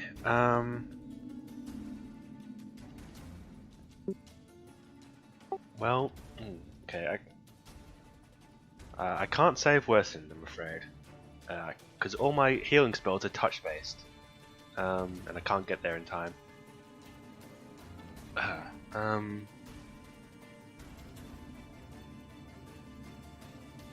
I can though.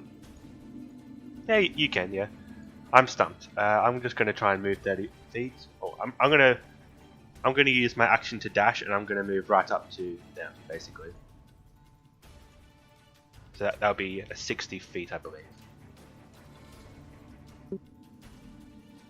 All right, Notrix finally managed to join you, Hyun. However, you're not sure what this druid is going to do for you. Is that the end of your turn, Notrix? Yep, I use my action to dash, so yes. Yes. Okay.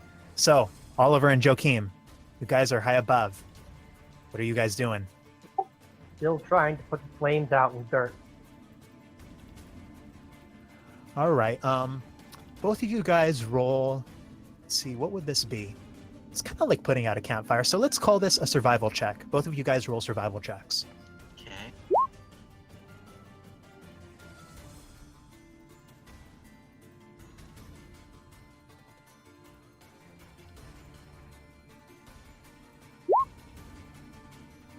All right, armful after armful of dry dust, you toss it down the well. And after a few more seconds, you look down and you notice that you can barely see that same glowing redness. You're far too far away to be able to discern exactly what's going on. However, and you do still see sort of the flickering shadows of a flame nearby. However, it does seem like, at least for the time being, you've managed to, temporarily at least, quell the growing flame that's directly underneath the well. We need to get down there. I agree. And he turns to Loki, who is still here, by the way. Yes, he Yes, is. Just kind of frozen in fright, not sure what to do.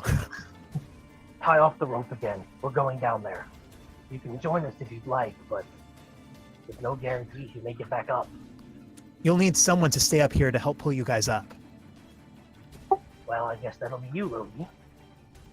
It will, and he very quickly, he's still got the rope tied to the firm piece of masonry. He tosses it down this well, which even with the flame no longer there, is still slightly smoldering black. You guys both try to start making your way down the well. Yes. Yes. All right, hand over hand, you make your way. However, you don't make too much progress, only about 15 feet in this round. With that, let's go over to Hyun. I am going to ask the druid to first do something to stabilize the poor sop before we get moving. I'd like to do that. Am I allowed to do that even though it's not my turn? Yep, can you do? The DM is fine with interchanging turn. Is it? Yeah, sure, that's fine. I'll let Okay, you so do that. Okay. You're So kind what, of all a unit right now. hmm what would you think would be have more chance of succeeding? A cure wound spell or just try to stabilize him using medicine check? Buddy, I have no idea. I'm a monk, not a cleric. It's a joke, get it? Let's see. You know he's on his last death save, right? I do know that. I'm very aware. Yeah, so if you fail this medicine check, Mm-hmm. and he fails his death save again, which he probably will because he sucks. Yeah. I'm trying, damn it. How much health are you in the negative? It doesn't matter how much he's in the negatives because you're basically... Wait, does it? Well, if I use cure Uh, wounds, do I have to overcome the negative or does it just work? No, this isn't 4th edition. Yeah, when he drops to 0, he's just at 0. He doesn't go into negatives. Oh, I'll use cure wounds then. That's the obvious choice then. Because then he'll be in positive health and he'll be awake, I think. Yeah, so basically the only time damage matters is when it hits you double your HP, then you just instantly die. But otherwise it's just 0. There's no negatives. Okay, I cast in cure wounds then. So, Lovely. Natrix, you hold up your staff, endowed as it is with numerous white mushrooms At of level its 2 as own. well. You place your hand over your unconscious friend, the bard. Wait for the familiar warmth of cure wounds, and nothing happens. What? Anti-magic ring, I really hate you. Well, What? What?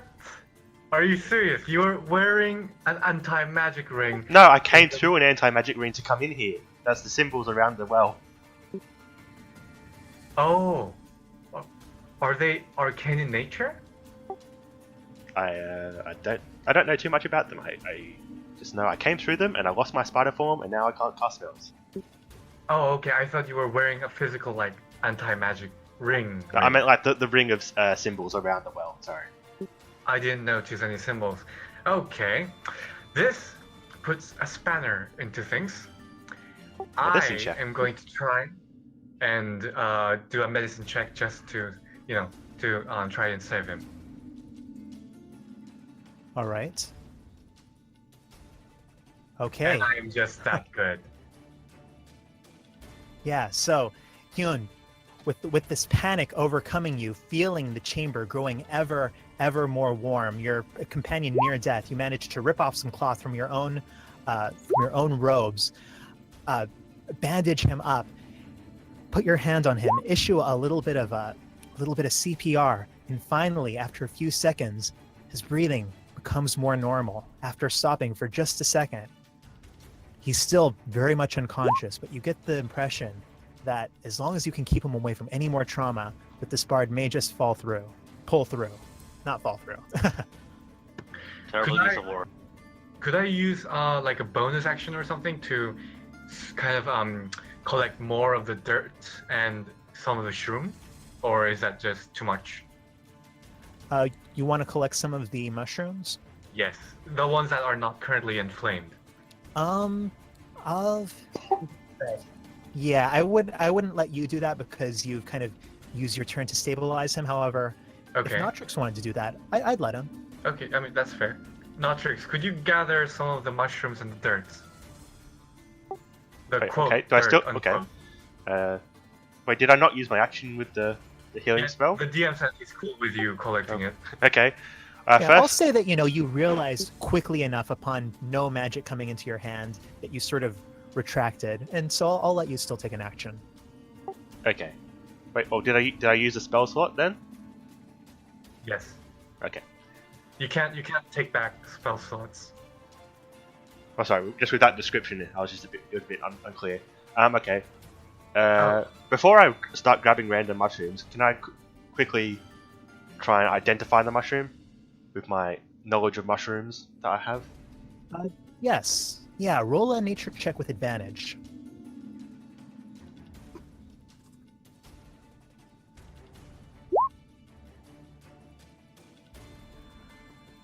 So, take a look at the mushrooms, and it's difficult to get a firm handle on what kind of mushrooms these are. However, you do notice that these are very similar to the mushrooms that you came across earlier in the swamp when you guys ended up fording that little bit of bog where the bridge had fallen out. And you recall from examining the same sorts of mushrooms there that these types don't look like they'd aid you very much. Okay. Just collect the dirt then, the one that burns. Okay, I collect some of the dirt Thank you. because this monk is Alright. telling me to. Wait, just like the black dirt, sort Yes, of the the black black dirt. gummy. Yep. Yeah. Okay. I'm following Alright, his great. instructions. All right, you managed to get together a pretty good like football-sized. Nah, that's too big. Well, you managed to gather up a good like armful of this sort of sticky black kerosene-smelling dirt, and it immediately stains your fingers, stains your robes. You're not sure if it'll come out, but that's your turn. Terrible. So, Oliver and Joachim. Hi. Alright, so we're lowering ourselves into the well still, I suppose. Right, Right, just for- lowering yourselves as quickly as you can. Yeah. Yeah. Can I? All right. So you guys managed to descend another 30 feet down the rope. However, it feels like you're at this point only maybe a little over halfway down. Is it possible that we could use our dexterity in some way to see if we could take like a giant leap down without killing ourselves? You could try to. However, you will take damage if you don't make your save. Well, it might be worth it to get to them more quickly. Yeah, I agree. So let's go for it. So instead of lowering yourself down, you're just going to jump. I'm gonna like try to, like, you ever see how like the mountain climbers when they come down they jump, let the rope carry them down, get back, stabilize themselves, you know? Okay. All right. So go ahead and roll a dexterity saving throw. Whoever is doing this jumping and grabbing back onto the rope. Joachim, are you doing this too? Or are you just lowering yourself down? I'm not quite sure I understood what he meant by, like, what mountain climbers do. Can you, like, explain this a little more clearly, please?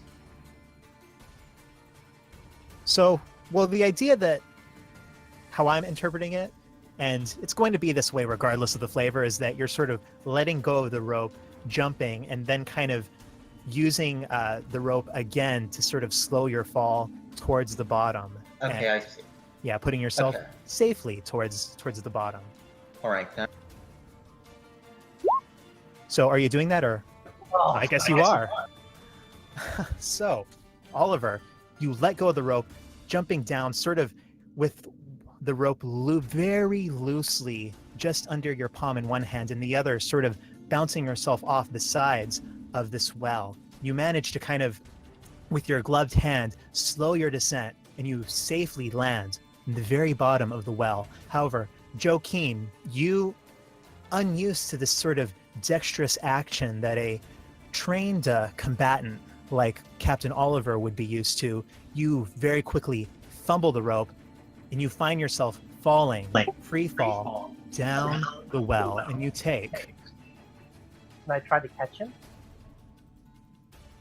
No, I don't think so, because you kind of were using your whole action to lower yourself down. If you were already sturdy in a place lower on the rope, I'd say you could, but you guys both started jumping at the same time. I wouldn't say so. So, My cunning action? Or does that not count?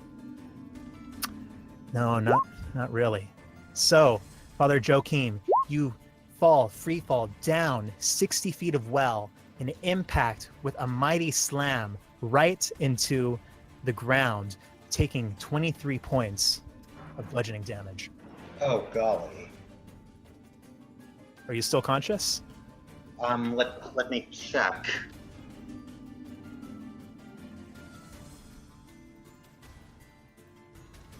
Okay, I'm not sure I updated my hit point total after the long rest. What's my max? It should say right there. Okay, let me look for that.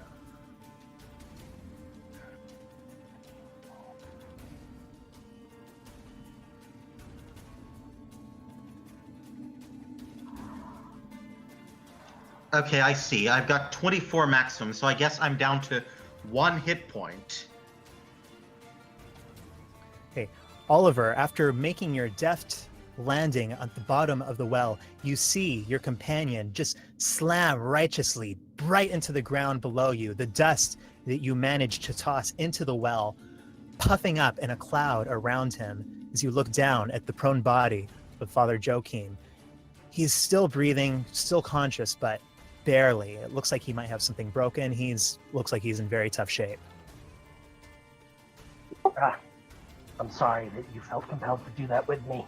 I would have just as easily caught you if I had made it down here first. Father, are you alright? Can you move? That was not written. Joachim winces and stand.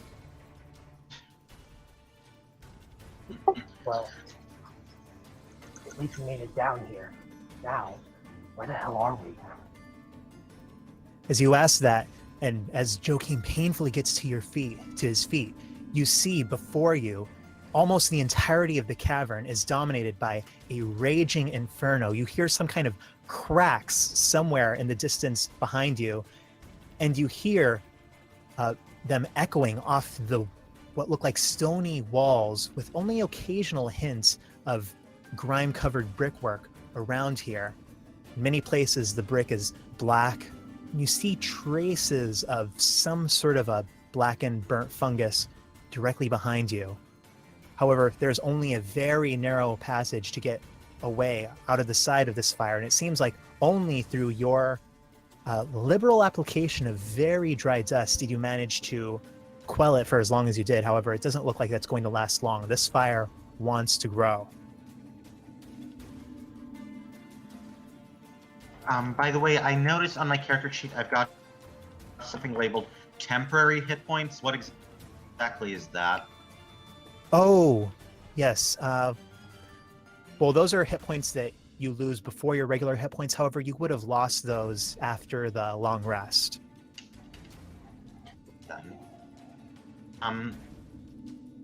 All right, thank you.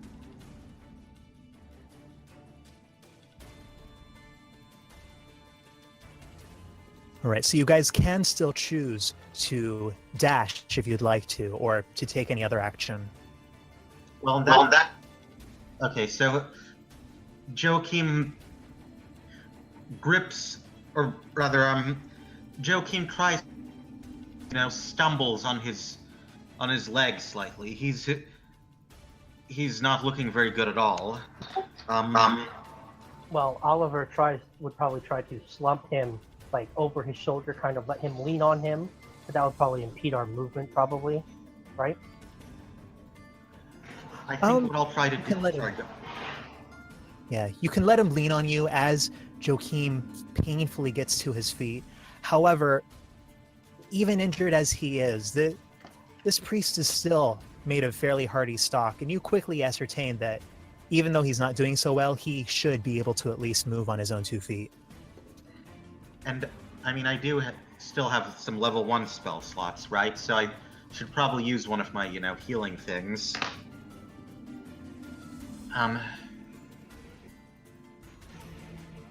Joachim,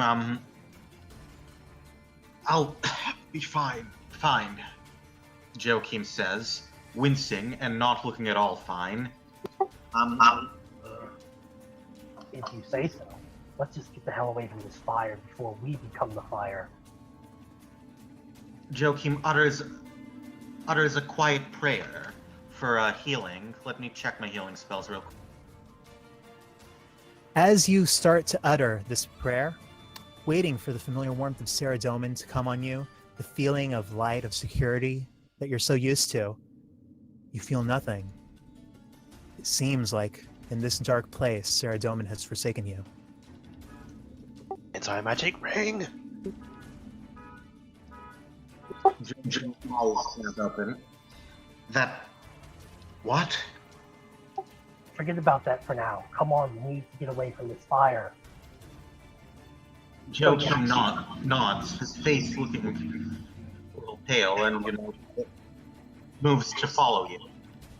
Alright, so we have, 30 feet of movement? Actually, Joachim, getting up from his prone state would only have 15 feet of movement here. Oh, bollocks. Well, I'll move...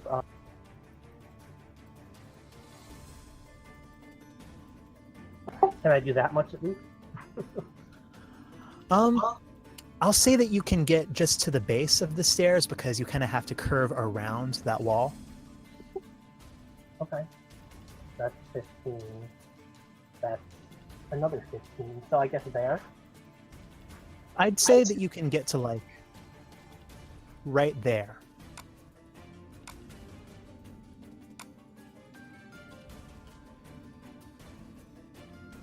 Yeah. You kind of have Joachim move along with you. If he wants. Yeah.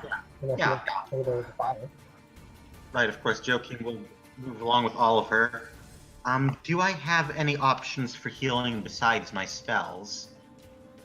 You don't have a healing potion in your inventory, do you? I don't believe I do. Let me just look over things real quick. I think only one of us Because does. you guys did find one earlier. I do, but I'm practically unconscious. Alright, so Worsen has the healing potion. So yeah, I don't think you have any other means of healing. Actually, well, it's metagaming, so never mind. So, Hune and Notrix, it's you guys now.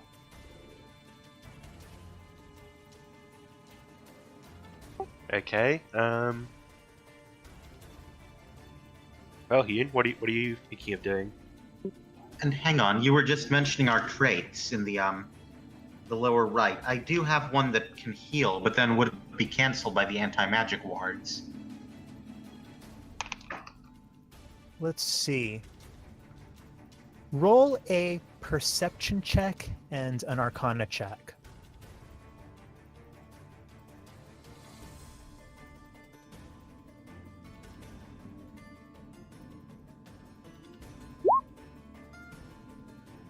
Wah, wah. You really don't know. You're not sure how this works. You're not sure why exactly your holy Saradomin given powers are not coming to you. But something is clearly very wrong. And whatever is wrong, actually, you know what? Roll an investigation check.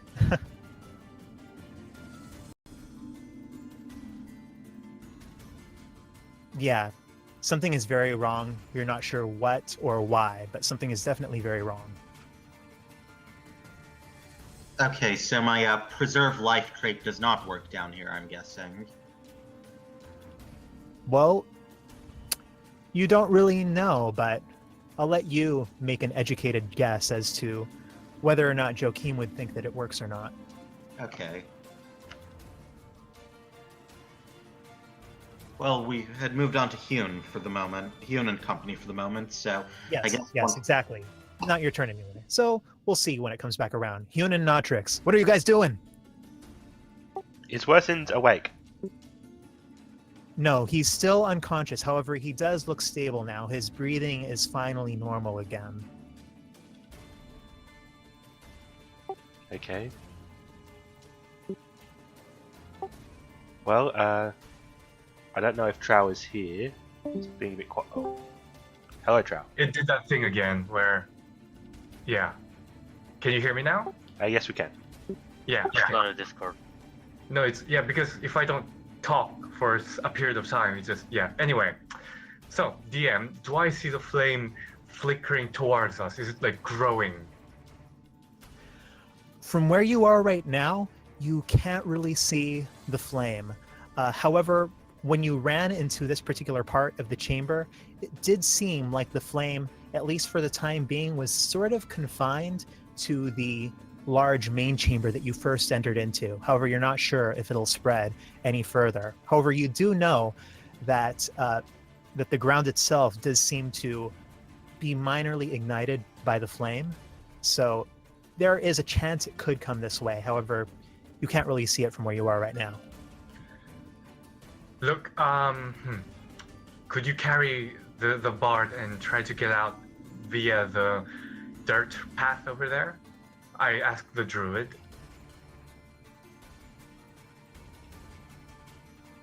Sorry, what was that? So I asked the druid if he can try and carry the bard through the path, dirt path to the right. It's on. Do you see a patch of dirt? Well, I can try. I'm not too strong, but I try and hoist the druid, the bard over my shoulders. Yeah, I just want to. I have a very big burning curiosity on what's on the other side.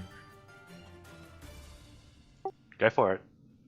Yeah, and so I'm pretty fast, so I'll leave him to you. The fire seems to be under control for the time being, so take your time, but not too much time. I will probably come back. Well, don't wait for me though. Just, keep going. Okay. Also, so I'm going to head to the left, DM, and I'm going to use my dash action as usual, but not use my last key. Okay. So that gets you 100 feet? Yes, that's 100 feet. All right, hold on. Let me reveal that part of the map for you.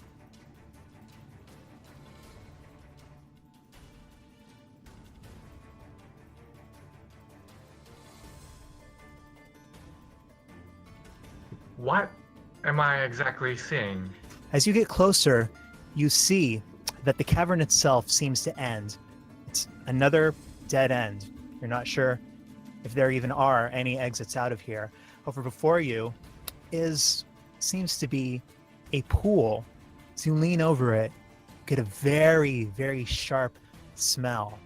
Sharp smell that's similar to the same smell that you were able to pick up from the dirt itself. To your right, you see this time a much larger pile of rubble, and in that rubble you see sort of charred remains of bones, along with other things, pieces of broken square brick masonry from the walls and little bits of pottery. You're not sure what all is in that pile of rubble. However, yes, you are in another dead end. So the circle thing is more of the glowing rock thing? No, it is full of liquid. Oh, and the liquid is Basically, like concentrated kerosene. That would be a very fair guess. Can I reach and like? Is it within my reach? The pool. Yes, it is. I would like to empty my water sack thing and then fill it with that.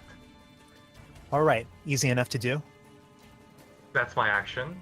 Oh no, actually, I use my action to dash. So can I do it, or should I wait for my next turn? I'll let you do that. Yeah, that's Okay. very simple. Yeah, easily Come on. empty out your flask just on the ground next to you. Yep.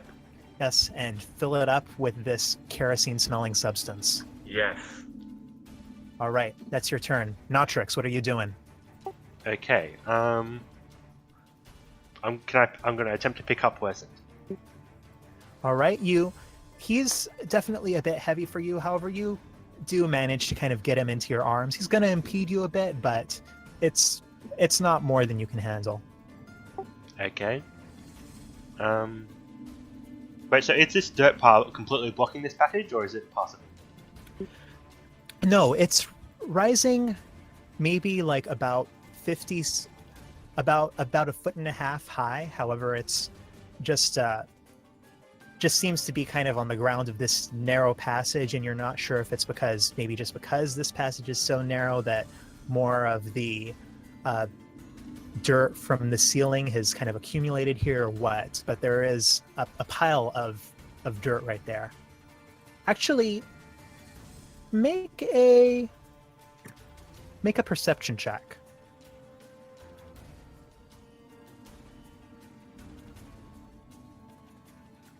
All right. You, taking a closer look at this pile of dirt, you see that it doesn't completely reach the edges of the walls, almost as if this dirt is oddly suspended, maybe suspended on something else. You're not sure. I did prepare the detect trap spell, but obviously I can't cast it right now. Yeah, however, as you look sort of to the edge, you do see just a little corner, like maybe just a few inches of the blackened ground where it doesn't quite reach the edge of this pile of dirt. It seems to drop off. Okay, well, I am deeply suspicious of this pile of dirt, and well, how much is my movement impeded by carrying Wesson? It's halved.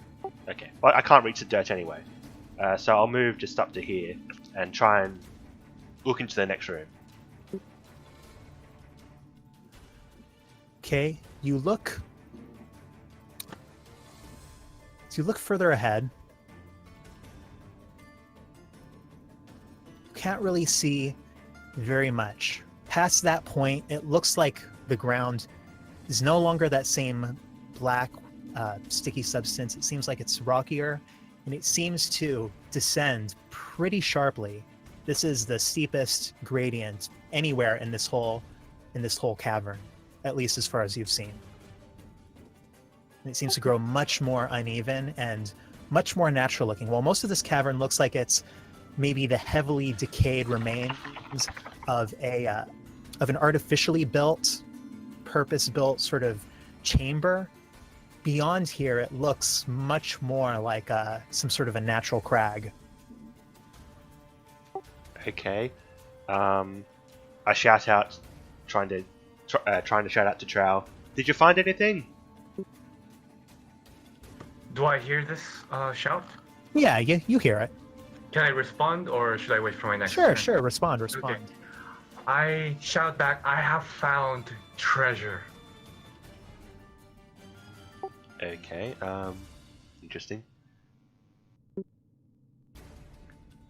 Yeah. With Well, that, Notrix, are you going to do anything else? So I still have my action. Okay, well, not being too interested in the treasure that Trow has found. Well, he was hoping to hear whether there was an excess or not. Notrix just give me a second, sorry.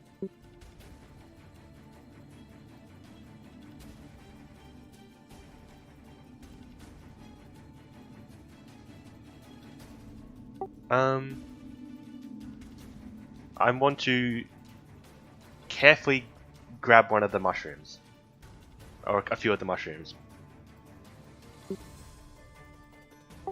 Could I The do- white mushrooms on the wall? Yeah, I do. I do like a few mushrooms, and I don't have much else to do right now, so I'll collect a few. Okay, make a dexterity saving throw. Okay.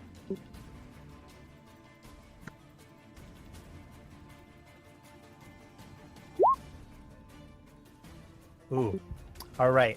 As you try to grab for the mushroom, the sort of ball-like cap of it seems like it's very fragile, and just your act of trying to pluck it off makes this cap collapse, burst, and there is a puff of some sort of a green spore right in your face, and you cough violently for a few seconds, and then the cloud is gone.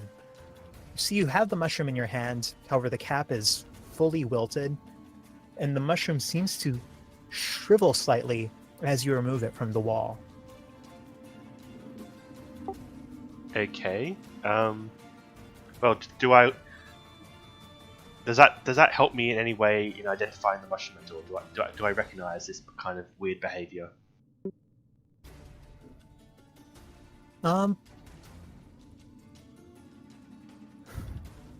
Roll one more nature check, but this time without advantage.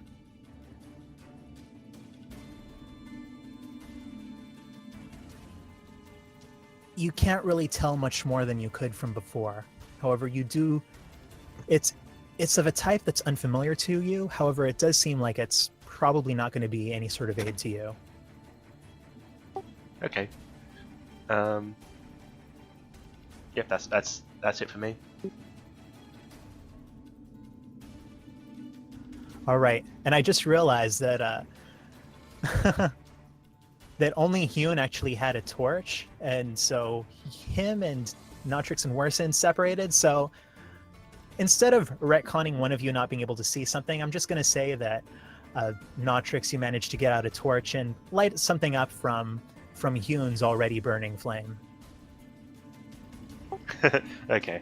Although I am used to Yeah. living in a cave. Yeah, but all right. So now it's down to Oliver and Joachim. You guys are on the edge of this raging inferno of flame behind you. You look towards the passage ahead. However, it just looks like darkness from all you can see up these steps.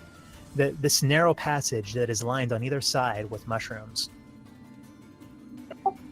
Darkness is better than fire.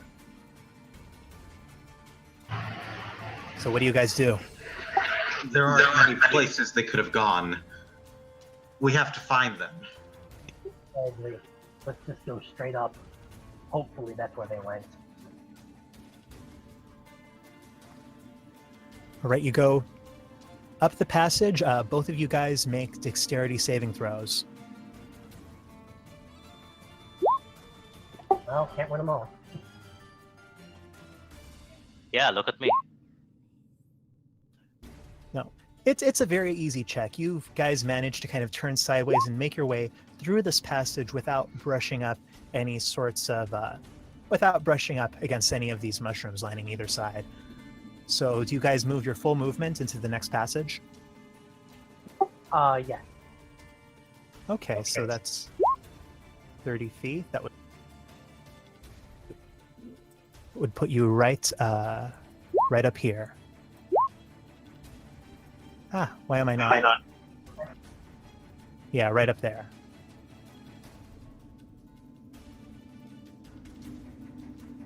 And Joachim following behind you.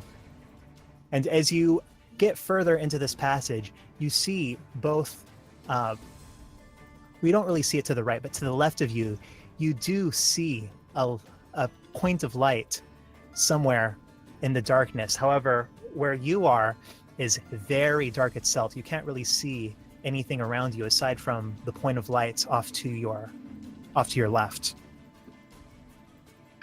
Hey, don't I have a lantern? I think so. What is lantern? Yeah, I do. So do you choose to light that up?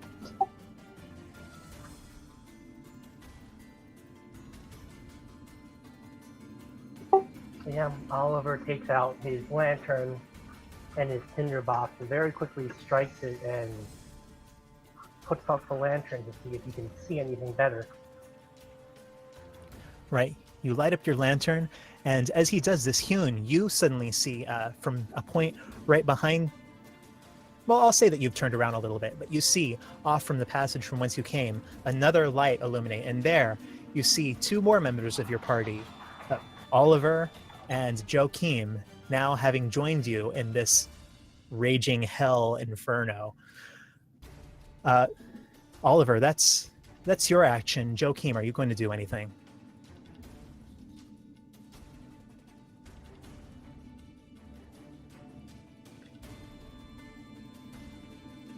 Joachim? Yeah, sorry, I'm here. I'm just having this weird issue whenever I switch tabs. You know, the D&D chat is... Okay, anyway. So yes, what was Oliver doing? So Oliver just lit up his lantern, his hooded lantern. Now you can sort of see in the chamber around you, and you can barely make out over to your left, Hyun, standing over what appears to be a pool of some sort. Okay, well, so Joachim calls to him. Hyun, is that you? I have found the Holy Grail. The what? Behold, the purest concentration of this thing that it burns over yonder. Come, give me your water skin so I may feel it too with this liquid from the gods. No. And why did you say gods? You don't believe in gods. Perhaps there is one, a god of fire and destruction. Well, either way, no. I'm keeping my water. Thanks. Heavens. I don't understand. What liquid is this? What are you talking about? It is pure kerosene. Can I call it kerosene? Do I even know the word kerosene? Probably not, but Okay. It is. hell yeah. Let's just say you can call it kerosene. actually- That's fine. Lantern Actually, I oil? will call it something else. I will call it Wait, liquid dragon flame. Wait, we do have lantern oil in game, you know? Not that anyone uses that but you know. Yeah, okay, but I'll just call it. Behold, it is dragon breath in liquid form. I shall call this the Eastern Fire. Enough me. Riveting. Did you find an exit or not? Oh, the exit is to the north and to the right. No, seriously. Where are the others? The others are safe. I have stabilized the poor bard. I'm just, trying to collect this heavenly liquid. Wait, what happened to the bard? The bard is near death, but I have stabilized him from death's door. Well, Near death. We need to get him out of here. I told you, the route is clear. There is an exit.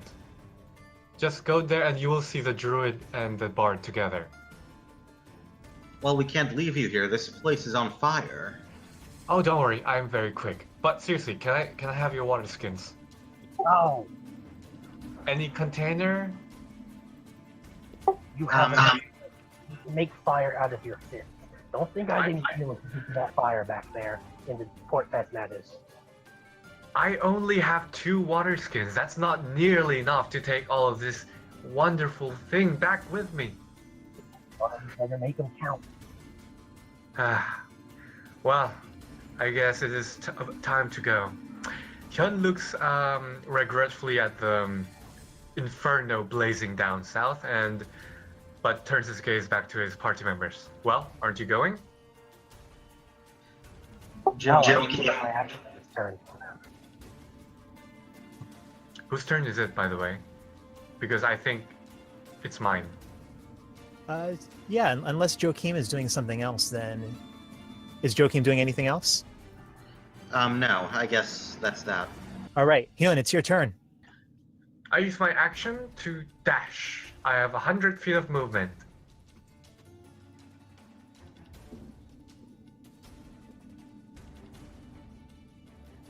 Right. You dash up there and you see the party members who you left behind, worse and still unconscious, but Notrix looking trepidatiously at that pile of just sort of dry brown dirt. Oh, fine. I will go first.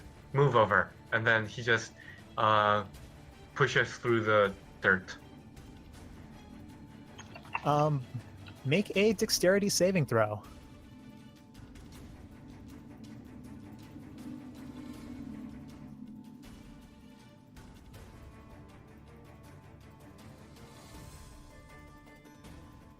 Okay, as you step onto the dirt, you feel that there's no ground beneath you. It starts to give way, and you barely manage to leap over it and onto the rest of the ground beyond. Hold on, let me reveal that. Oh, I already did. You manage to leap onto the rest of the ground beyond.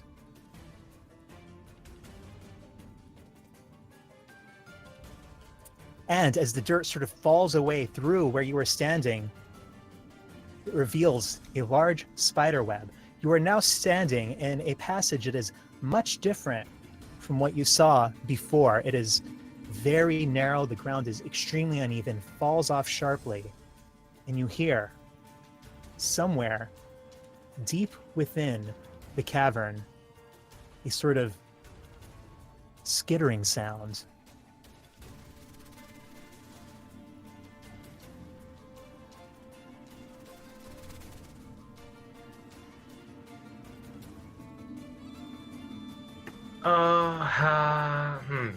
Well, behind me there's a guy who's about to die, so I am going to have to stand my ground. I'm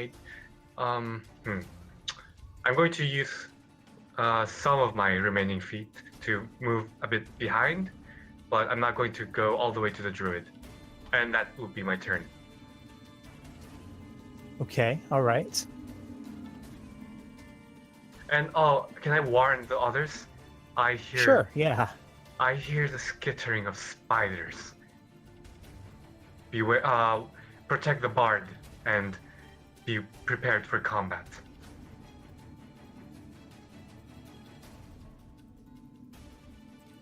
Yep, that was it. All right, Notrix, what are you doing? Okay, so I just watched him run past me, jump over, and now there's a spider web?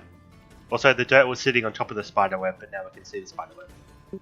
Yes, as he stepped onto the dirt, you saw the dirt sort of fall away from just under his feet. However, using his dexterous, monkish reflexes, he managed to leap over it. However, as the dirt fell away, you saw indeed a very large spider web with just a deep, bottomless, as far as you can see, chasm beneath it.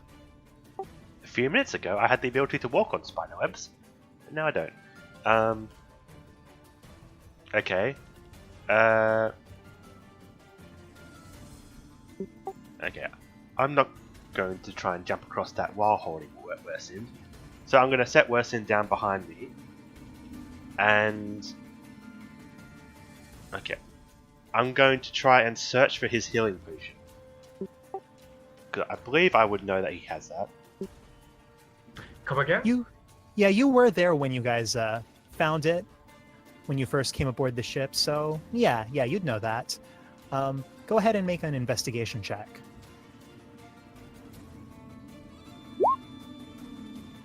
Yeah, and you do, after just a couple seconds of searching his body, you do find a flask of this bright, reddish, slightly effervescent liquid tucked just inside of his robes. Okay, Just inside of his jerkin. I'm going to give the healing potion to Wersin to try and wake him Right. up. Pour it down into his mouth, and I think that's 2d4 plus 2 healing.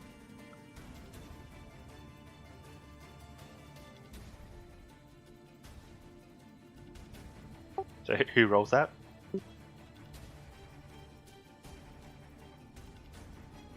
I'll say that, The one feeding it, maybe? yeah. I'll say that you roll that.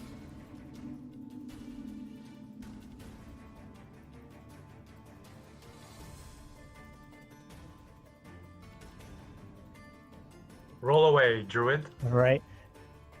As the liquid pours down his unconscious throat, you see Worson's eyes flutter open and he groggily comes to. Wesent, are you okay?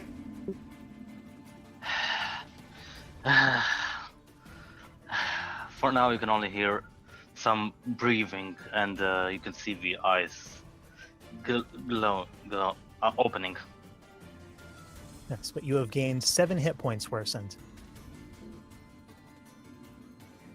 All right, and with that, it is actually... Can't speak in the moment, but you can see he's alive right now. Yes, as you look up into Notrix's eyes, sort of half in his arms, it is your turn. He looks around the environment, not able to say a word right now. And even this far into the cavern, you can still feel the intense heat. It feels like the air of this entire place is heating up significantly.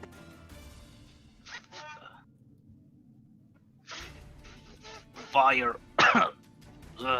I'm alive. So weak. And I'll just 1 sec.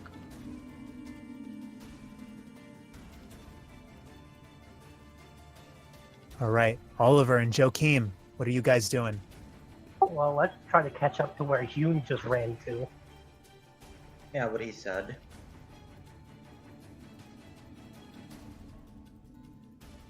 Yeah, so easily enough, the both of you can run over there, join the rest of the group.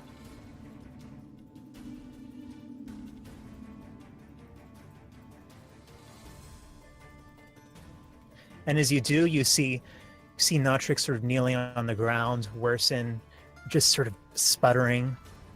It seems like a potion half held at the side of his mouth. You don't see Hune, however, you do see just beyond them what looks like an immense spider web.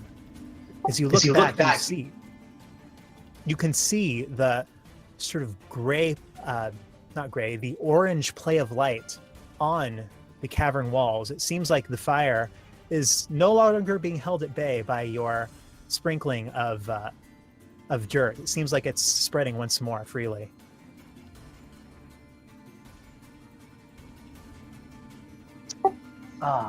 Guys, what happened down here?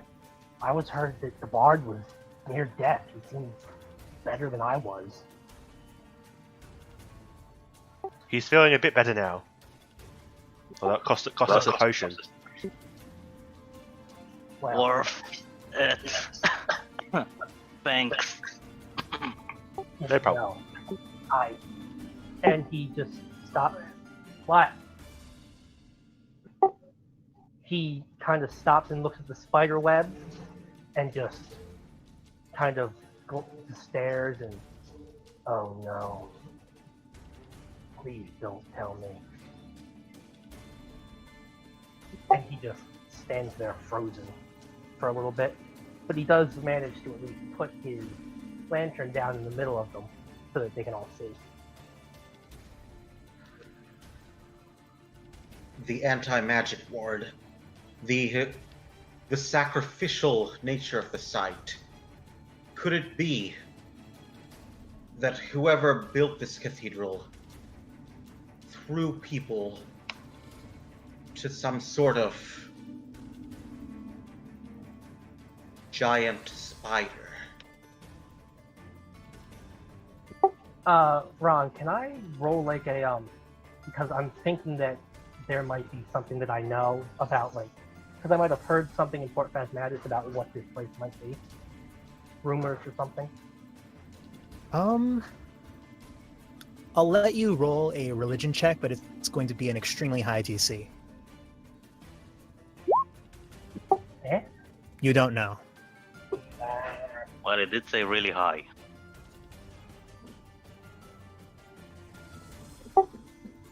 I mean, I've heard things about a giant spider, but I always thought they were just fake.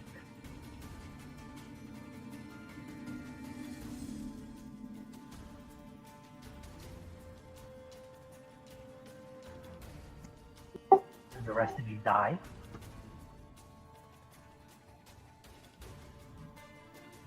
I hear something coming over here. It has many, many legs. Or there's just a lot of them. Both sound bad. Quite. I have a feeling this will be bigger than the ones we get near Lumbridge. Or the ones near Ardoy. Well, anyway. Druid, you mentioned before this ring of anti-magic. Are we clear from its effects this far from the center, or is that effect still persisting within here? There was a ring of arcane symbols around the entrance of the well. I don't know how far that would extend. Okay. We can still get out of this. We just need...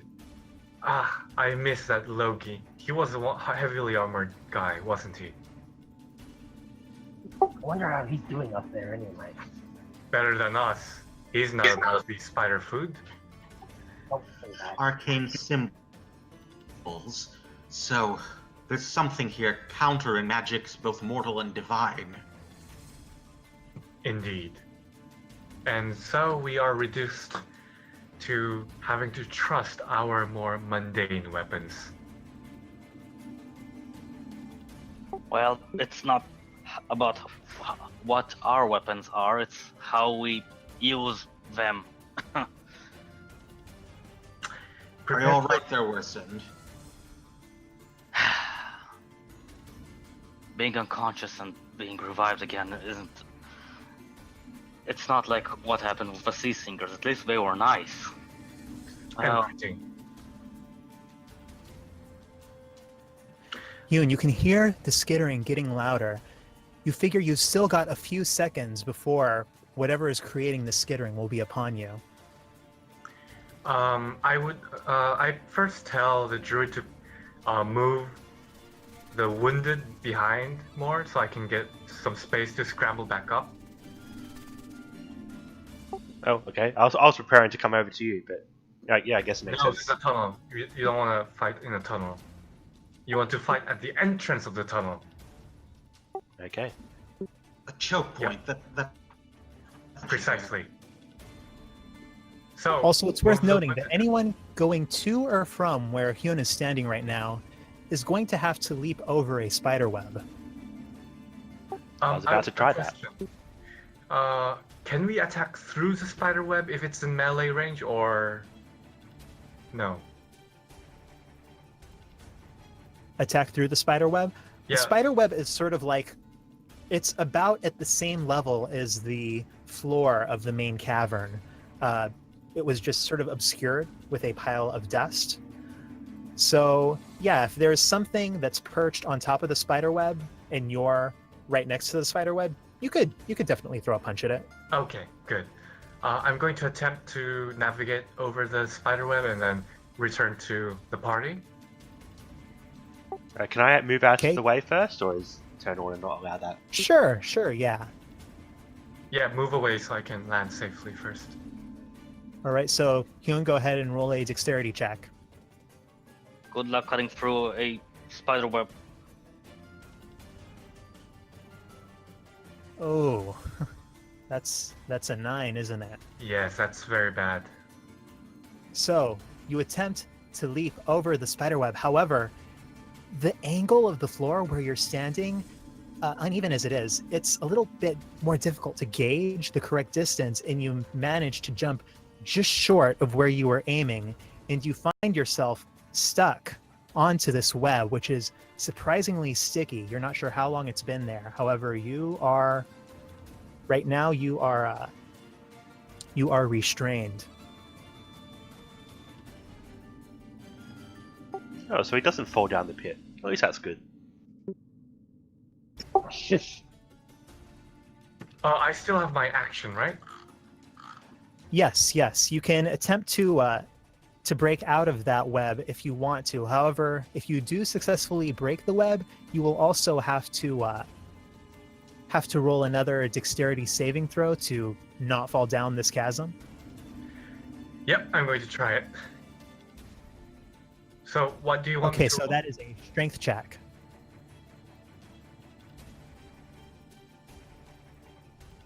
What? You flail completely impotently, and you guys look as this old man is just sort of, it looks like half-heartedly wiggling to and fro, and it's just sad, you know. It looks like an invalid trying to get out of bed. It is just, you know, you have to look away after a second for how pitiful this display is. Joachim limps over as hurriedly as he can, and moves to try to help extricate Hugh.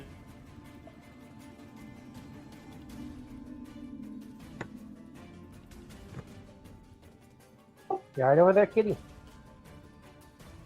Could you not hear me? Cutting out pretty bad, yeah. Yeah, you cut out a lot.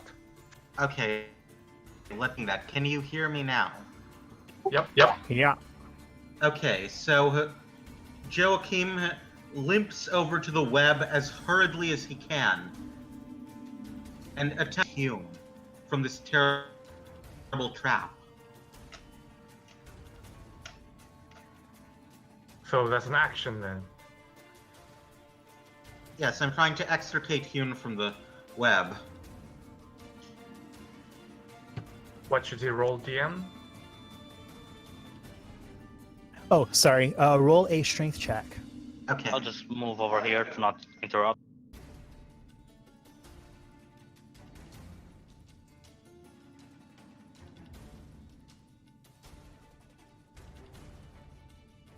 Hey, that reminds me, I did have a question for you, Ron. Yes. I was reading through what it says for the, what was it? Whoops. Alright. Oh, is it the help action? Yes. Oh, The okay. help action. I know it can be used in combat, but what else can it be used for? Pretty much anything. Almost any roll that someone can do that's not like a saving throw, you can choose to help them with it. Can I do that with Joachim with the strength check? Well, actually, he just barely made his check. So, Joachim, getting down, sort of bracing yourself against one wall of the cavern, you manage to pull away the thickest rope of this web that is binding Human in place. However, now, as you do this, the web starts to pull away from the walls, and Hyun sort of slaps against the side of this overhang. Hyun, I want you to make a dexterity saving throw.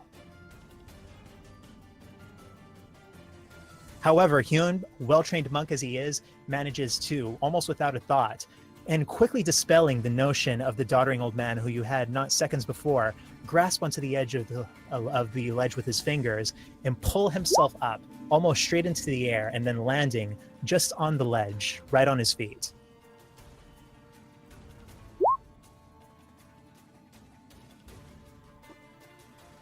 At this, you hear the skittering get much more loud, and you see a trio of spiders come into view. Let me change the color of this so it's easier to see.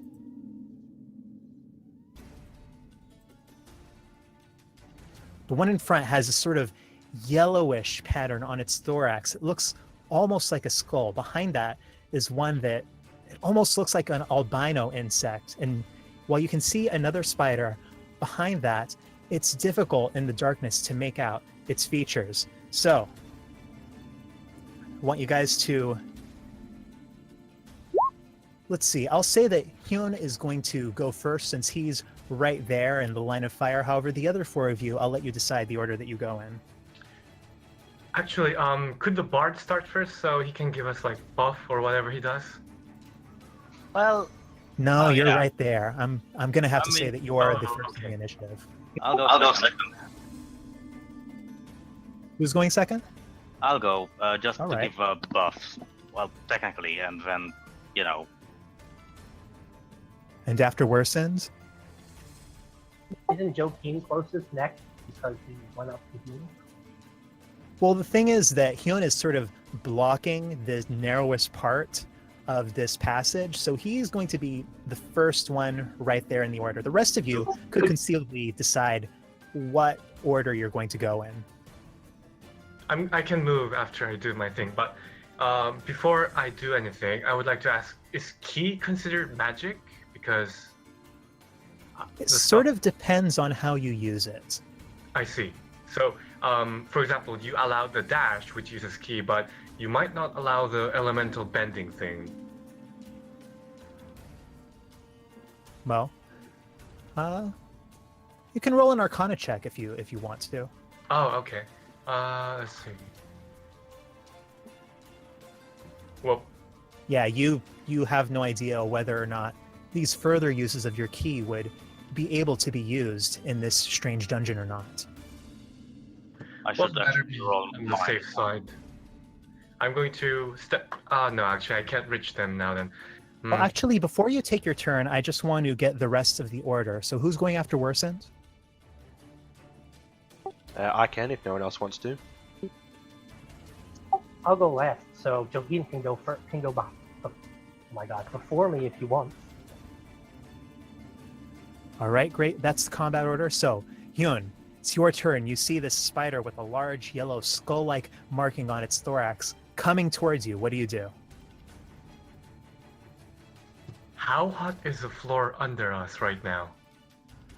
Right here, you're pretty far from the flames, so the floor doesn't really feel particularly warm here.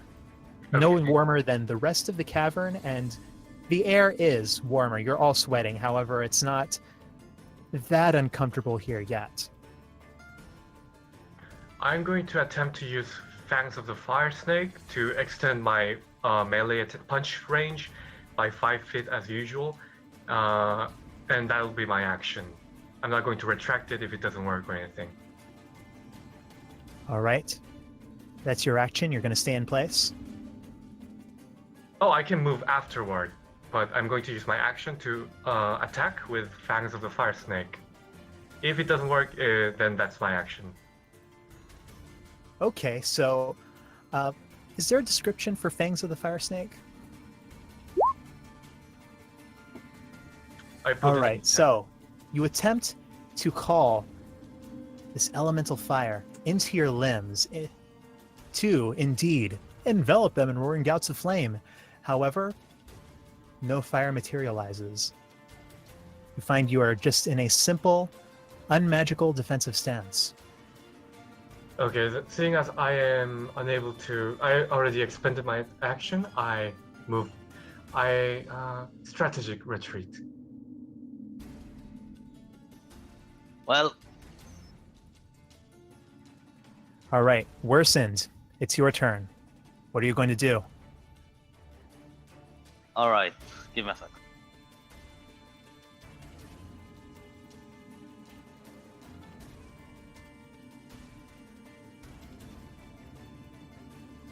Okay, I'll try doing heroism on myself. Although, wait, no, that's technically. Can I do a Arcana?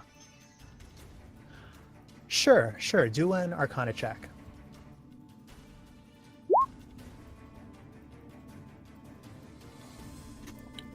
So, you haven't been unconscious long. However, just in your few waking moments and hearing the others speak about how this strange field in this chamber has affected them, you get the sense that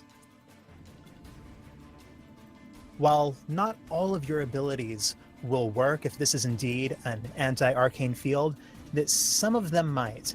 You feel like the power that's solely buoyed by your music itself, inspiring others, could still take effect down here. However, any effect that is more magical, any sort of conjuration, or a magically motivated healing, you get the sense that it will be far more difficult, if it is possible at all, to get such an effect to trigger. Folks, I'm feeling that although don't try any more spells, we're probably not going to go far with them. That being said, I would like to try to grant everyone some temporary hit points with the Mantle of Inspiration. Oh, well, not everyone, but 3 people. Here's a card. I could really use that, considering I'm on 1 hit point. All right. Sure, Joachim, and who wants the other 2? Well, can you take them for yourself? Because you kind of need it too. Well, yeah, I can, okay. Just asking if anybody else wants one. I mean, I guess I could. I'm not at full health because I never recovered from that long rest. Okay, so we need to figure out who is going to be inside there and basically doing the distracting and getting, tanking work, basically. Eddie, never mind on me. I'm good. So worsened, you widen your stance. You take a. Do you take a strum of your lute, or do you take a toot of your flute? Toot, flute. All right. Take out your flute. You play a little bit of music, and seeing you, and feeling yourself, kind of inspired by your own bit of music, a little bit of levity here in this dark, foreboding, and deeply dangerous place. You feel yourself inspired and like you could take on more damage. So Oliver, Joachim, and Werson, you all gain 5 temporary hit points.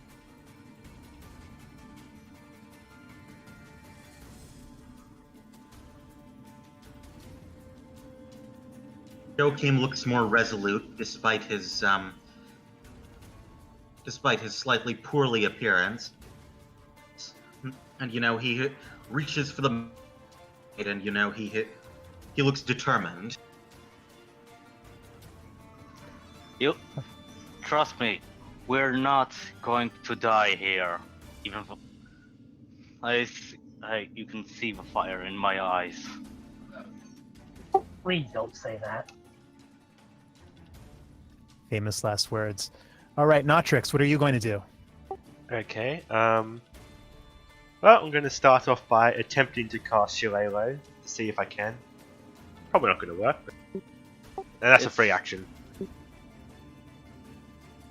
You attempt to cast Shillelagh, channeling your druidic energy into your very special staff. However, nothing happens. It's just a regular old hunk of wood. Okay. Conjuration isn't gonna do much here, I'm afraid. Well, I have no. Okay. Can I attack the spires with a ranged attack without moving? Or is that obscured? No, there's a pretty big stone wall right between you and the closest spider. Okay. You'll have to move right up to the edge of the chasm in order to be able to see the closest of the spiders.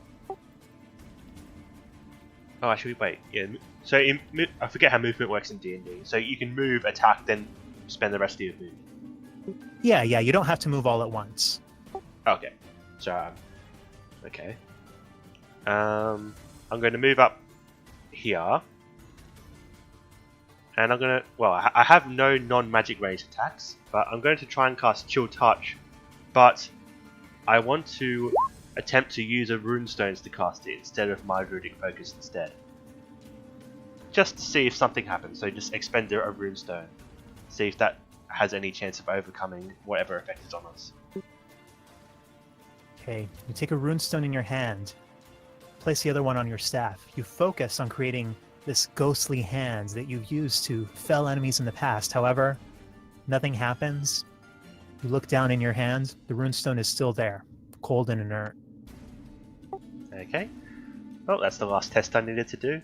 I'm going to move... I don't know where I'm going to move. I'm going to try and move like here, I guess.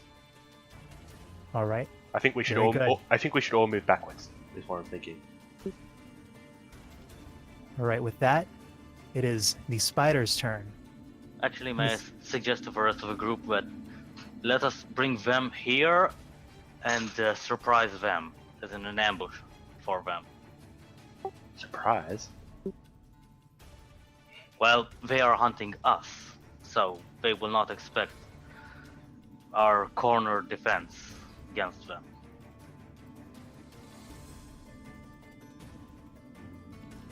So with that, you hear the skittering intensify, and you see a large spider, again, a yellow skull appearing on its abdomen, skitter, easily avoiding the chasm, sort of going sideways, crawling alongside the wall, and then back onto this blackened floor. And it goes for the nearest target it can see. It goes for Captain Oliver, attempting to bite you. And it looks like that hits. I shouldn't have moved, I don't think. All right. Oliver, you take 8 piercing damage, and I want you to make a Constitution saving throw.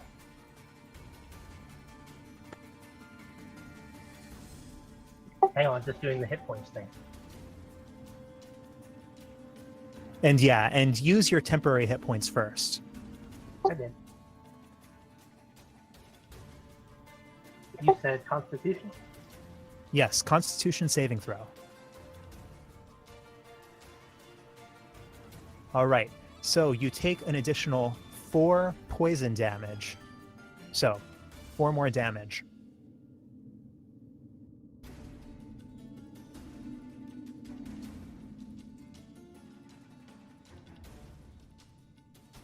Done. All right. With that, that is the end of the spider's turn. So, Joachim, it is your turn. Okay, so that bite looks pretty damaging. I've got 6 hit points, including my temporary hit points. I'm debating whether to risk it, but YOLO. I guess I'll. Joachim rushes towards the yellow spider, his mace at the ready to squash this creature if he can. Let me roll something with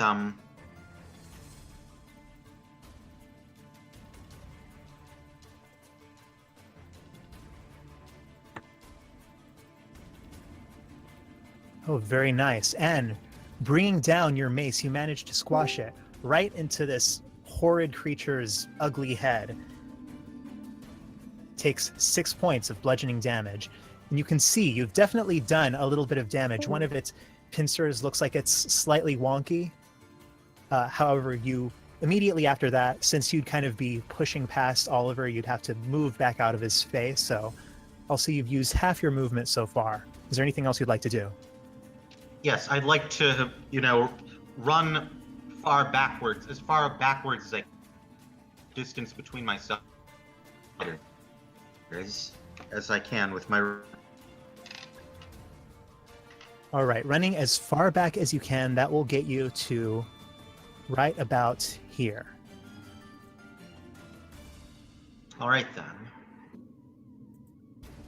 Okay, and that is your turn. Oliver, now, what are you going to do? Well, since Joachim already did a good amount of damage to it, I'd say it's time we use some daggers on this thing. Both of them.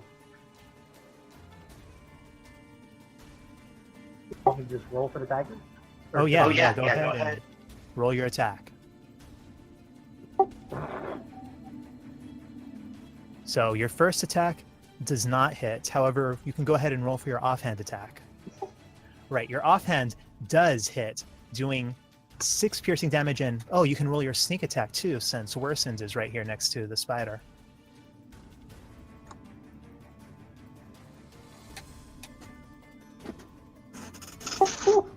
Oh, very nice. So sort of leaning down and spotting what looks like a vulnerable portion below its sort of yellowed carapace, you manage to dig a dagger up right underneath its head and deal 16 points of piercing damage. And then I'm going to get the hell out of there. Yes, already the spider looks like it's doing pretty rough. However, you see its other companions start to make their way towards you. one of them skittering again, this time not on the south side of the wall, but on the north side of the wall, going easily on its vertical surface, and then plopping down right here, makes an attack on Worsened, attempting to bite you. However, Worsen, you manage to kind of stick up your flute, kind of bites onto that, and for a second you're in a test of strength. Its pincers sort of grasping on either side of your bamboo flute, little drops of venom pouring down. However, you manage to repel it. Its attack does not hit. However, at this point, the last of the spiders is going to make its way towards you. Did you want me to wait until after the spiders to use my dash action? However, this spider, he can't get all the way over without using his dash. How so? Instead of taking an attack, he decides to just keep on skittering until he is right here, closer to Joachim and right in the midst of you. See the spider plop down after climbing partially on the wall, partially on the ceiling. It looks like it's ready to attack someone, but not this turn. Hyun, it's your turn. Right. Just checking, can you hear me? Yes. Yeah, okay, just in case. I'm going to...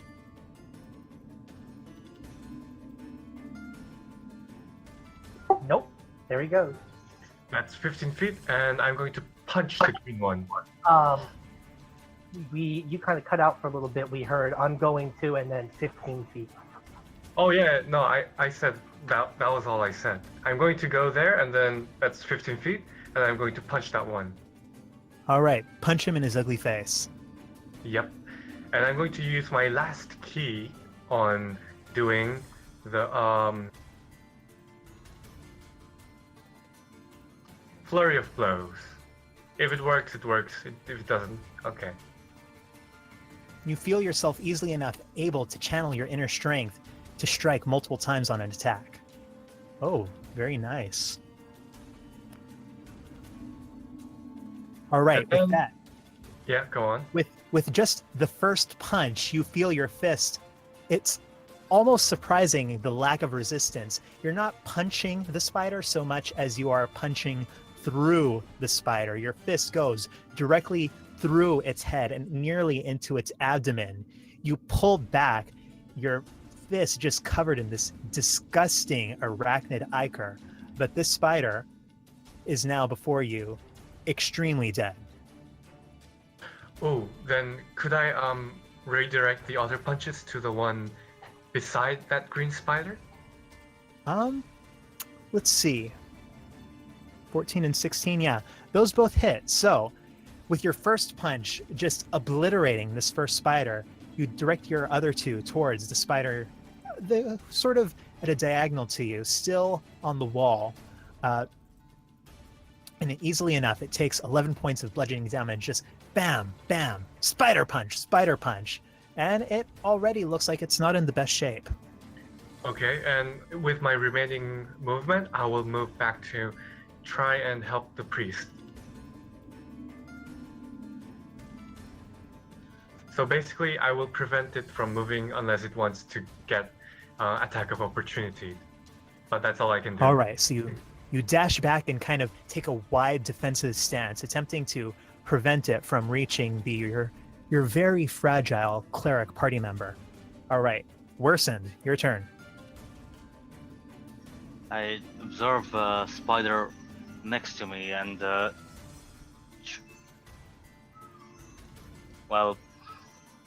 and attack with a cutlass, which I have apparently.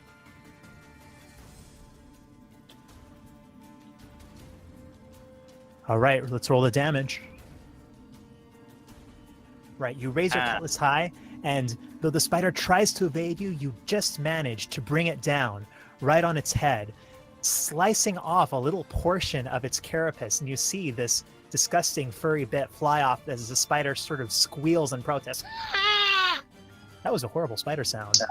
But yeah, you do manage to hit it. All right, do spiders Notrix, even your have turn. vocal cords? I don't know. It's a spider. It makes creepy spider noises. It looks vulnerable. Quick, kill it. I shout in slight panic.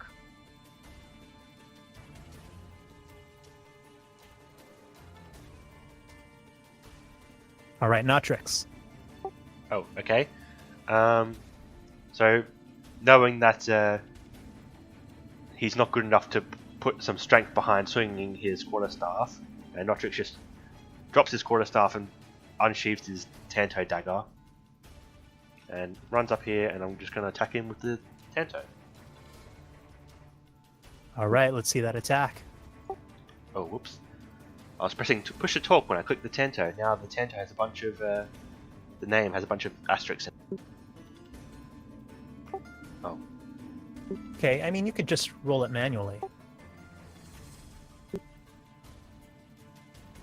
Right, it's a d20 plus... There you go. Oh, okay, there you are. Oh, yeah, that definitely hurts. Oh, It's a tant space. Damn.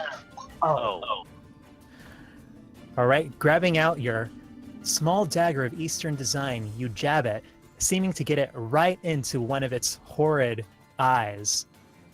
And again, you hear the same disgusting, squealing sound. At this point, the spider is looking much rougher than it was a few seconds ago. However, get the impression that these are not the strongest of beasts, and possibly not the strongest of beasts that you'll find in this chamber.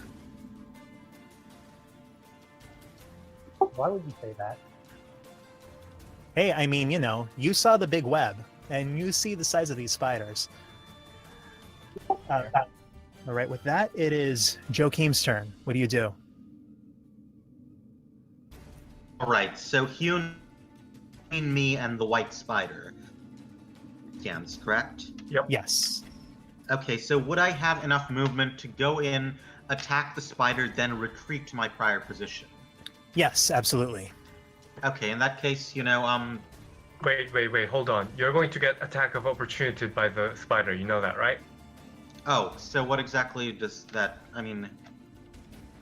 So Okay. basically, if you withdraw from a creature in melee distance that's hostile to you, it gets to use its bonus action or reaction, I don't quite remember right now, to make a free melee attack on you. I see, so if I got into range of it, it would automatically attack me, or... Yes. That's why I moved there, because if it moves to attack you, then it will have to roll. I mean, I get to hit a free one unless it just moves around me, in which Okay. case I can't do anything. So you need to move way back. Okay, then, in that case, Joachim,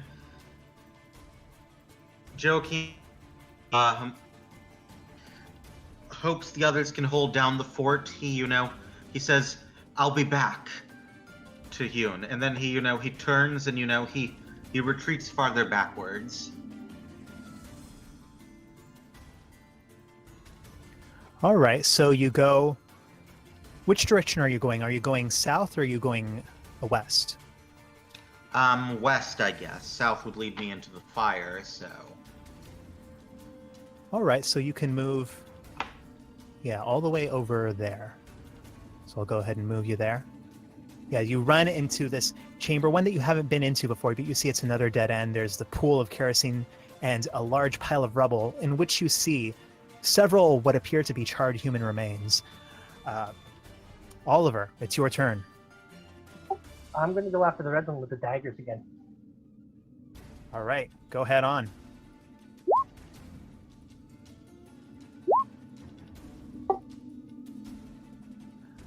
All right, so that first attack does hit. So go ahead and let's see the damage on that.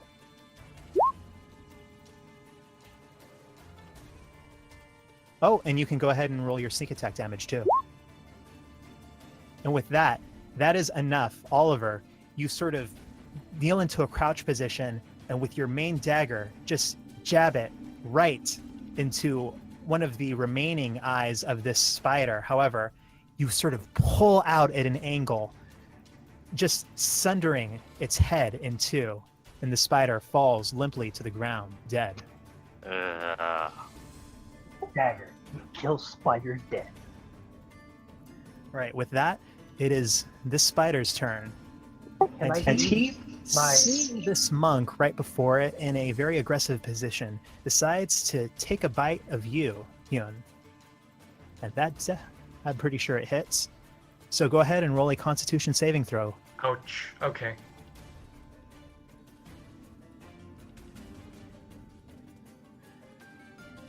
All right, so you manage to shrug off most of the poison damage as its fangs sink into your thigh. So you take 4 piercing and another 4 poison damage.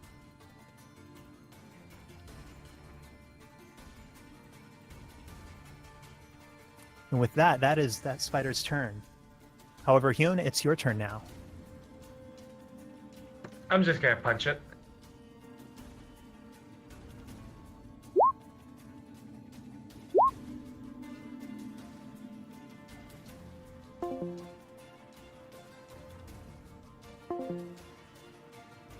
To hit it. However, your second one, it after being sort of knocked aside by your first punch, it manages to, even with its awkward spider body, duck outside of the range of your fist.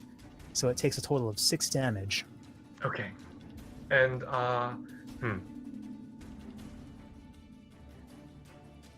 Yep, that'll be it. All right, worsened. I look around at the others and ask, alright, who's going to try and, finish the spider off? I'm about to go stab it. Well, guess what? Have yourself some bardic inspiration from me, a local bard. And I do a flute and give him up 1 bardic inspiration on one side. All right, Notrix, you feel inspired. Get a 2. All right, so is that your turn, worsened? I don't suppose I can use another one, can I? Another bardic inspiration? Yeah. No, I think that's only once per turn. Yeah, I thought so. Oh well. Actually, yeah, sure. That's it. All right, Notrix, it's your turn. You see that you've eliminated all but one of the spiders that currently appears to be in claw-to-hand combat with Hyun. Okay, well, seeing there's only one spider, I'll run over to the spider, and I'm going to attack it with my Tanto, which is it's properly set up now.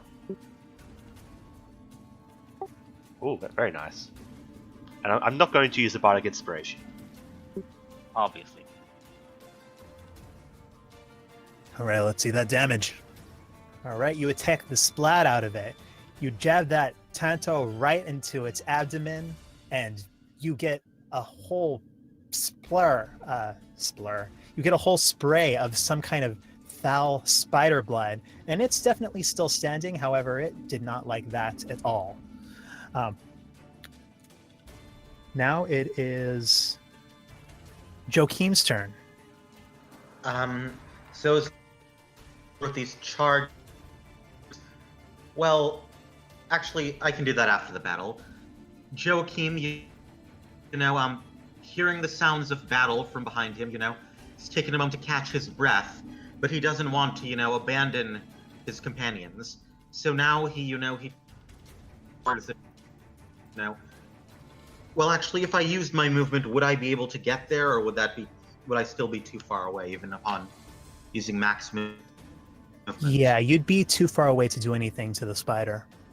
Okay, in that case, well, Joachim thinks for a moment, and then the charge, can he take a moment to study them and try to figure out how they died? Sure, roll an investigation check.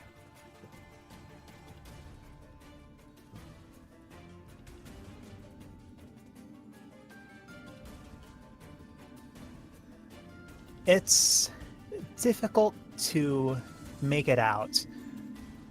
All you see is a pile of, looks like remains, some pottery, some look like they might be artifacts, all pretty broken up. But yeah, it's hard to get a read on what actually caused it. Okay, so is that it for the turn, or can I still move? You can move if you want to. Okay, so Joachim puzzles over this for a moment, then turns and, moves to attempt to rejoin the fight. All right, so you can, you can move sort of next to Hyun, not close enough to hit the Okay. spider, but pretty close. Okay, so he dashes forward with his mace drawn once more. But then, I guess he's overexerted himself in his bad shape, and, he has to stop next to Hyun to, catch his breath again. All right, and Joachim, as you're catching your breath, Oliver, it is your turn. Alright, let's go stab some more spiders. So I guess I can just move up next to it. Yeah, easy. And that's the first one. Yeah, that does not hit, unfortunately. But that does, and you can use your sneak attack because it is very much distracted with Notrix and Hyun. So let's see the dagger for that second one. 7, and then what's your sneak attack damage? All right, so a total of 10. So your first dagger swipe, you're not really too focused, and you try to aim for one of its legs, which are skittering around far too much to get a handle on where exactly it is. However, your next one, with your offhand, you reimagine your strategy. You figure it's much better to go for the abdomen, and you get it right in the middle, right where its silk spinners are, and it goes very deep, deeper than you would have expected, going just onto the abdomen. And this spider looks like it is rough. It is sagging after that. It looks like it's not very long for this world. However, now it is the spider's turn.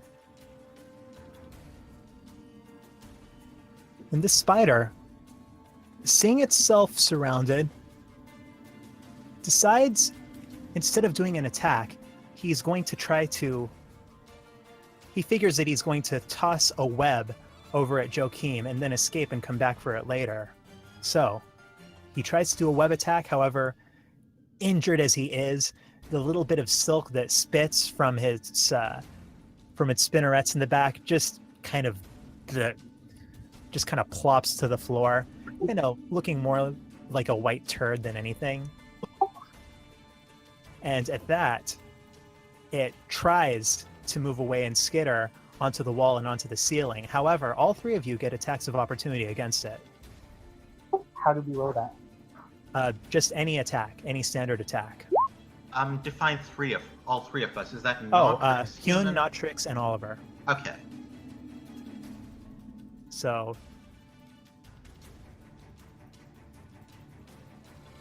all right, so Oliver, that hits. Go ahead and roll the damage for that. All right, and seeing the spider about to get away, Oliver, you do not allow it to do so. You bring down your dagger right in the middle of its body, and it's almost like putting a pin through a butterfly on a display. It is just right there. It stops dead in its track, your dagger sticking right out of the middle of it. This thing is very dead. Short sword. But yeah, I get your drift. Oh, short sword. Excuse me. Well, same effect. Well, that's that. Anybody wants a spider on a stick? I fear we may have bigger spiders that still remain. And they might be even tastier on sticks. What happened to the bloody vampire lord's guarantee of protection? That was only for the night and above ground. Although this does feel like it should be the ground, if you ask me. Well, I mean, if you get a look at how deep that spider web looks. As you guys look to the south, you see that the narrow passage to the main chamber has now become completely choked with flame. We must hurry. If the fire reaches a pull to the west, it will blaze completely out of control. Blast. So we're trapped. How much fuel does this fire have? It has enough in that pool, I assure you. That's part of why I wanted the water skins, to lessen the impact of the fire touching the pool. Do we still Also, have Hyun, I'd say that you'd have gathered this from the way that it reacted. One of your first actions in the chamber was to move the fire towards another pool that was also probably full of the same very flammable liquid. Which Mhm. caused me to collapse. Thanks, monk. Hey, you failed to dodge.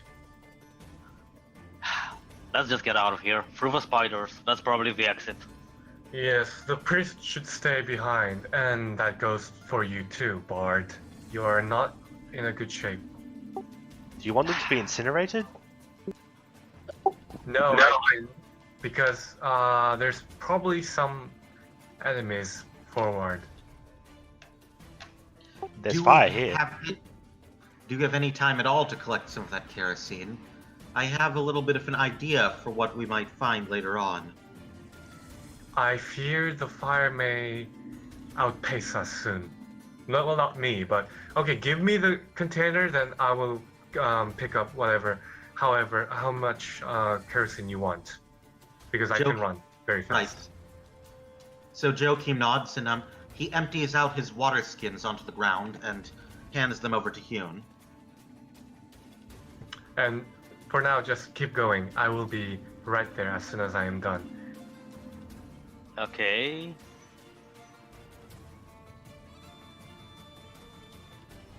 So And yeah, let's- you don't have to count this as rounds and turns for the time being, since combat is over and you guys are all sort of gathered together. However, the fire is still slowly encroaching, creeping slowly up and engulfing more and more of the passage. Okay. Is this our only path? I asked the others. I think I might have an idea to slow down the fire. Well, what is the fire burning? What is it using as fuel to come closer? Some kind of oil, I guess. Yeah, but the oil's back. The oil is back there. Surely the oil should be just on fire.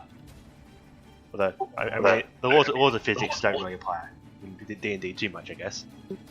You will recall that the ground itself is a sort of a gummy, very black substance that seemed to sort of burn like charcoal around the initial fire that you cast, and that has a strong kerosene smell itself.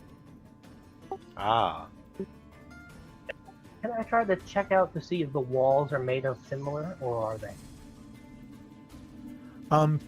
Sure, go ahead and roll an investigation check. I'm not sure if it will work, but can I try using Mist Veil by chance? You can described it try it if as, you'd like. However, first I'm going to deal with Oliver's investigation. So Oliver, investigating and managing to avoid the white mushrooms that are still sort of growing fairly thickly along the walls, you do see underneath the apparently rocky exterior that most of this is actually just sort of caked on dirt, muck, and that there are the same square bricks that formed the walls of the well surrounding most of this chamber. However, as you clear away some of this dirt, you realize that it is not really soil so much as it is soot. Very old, very caked, but soot. And looking at it, you realize that it's actually very similar in color to the covering of the ground, almost as if the ground itself is soot mixed with something else. So it is like But yeah, the walls are pretty much soot-covered square brick. so that's the yes on flammable. Okay. A yes on what? Flammable.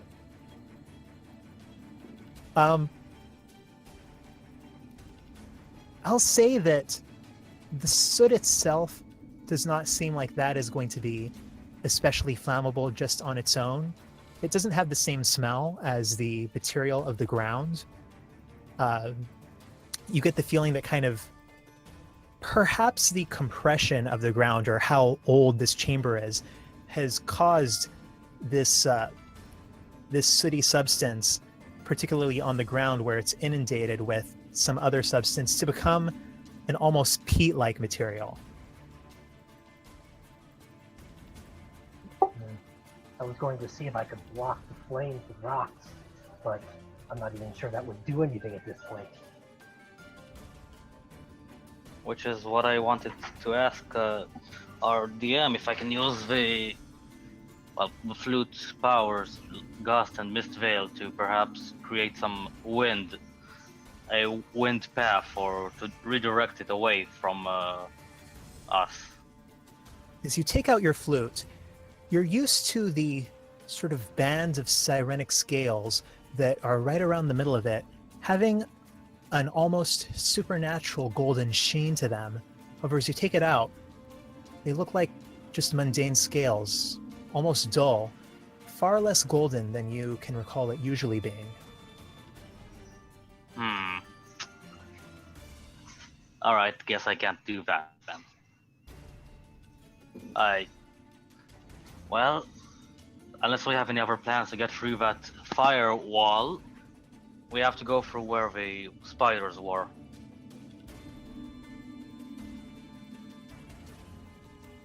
I don't like that idea so much, but I also don't like the idea of being burned alive, so...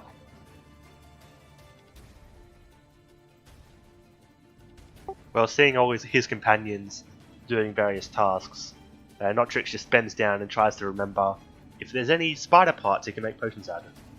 Anything he won't. Make a nature check.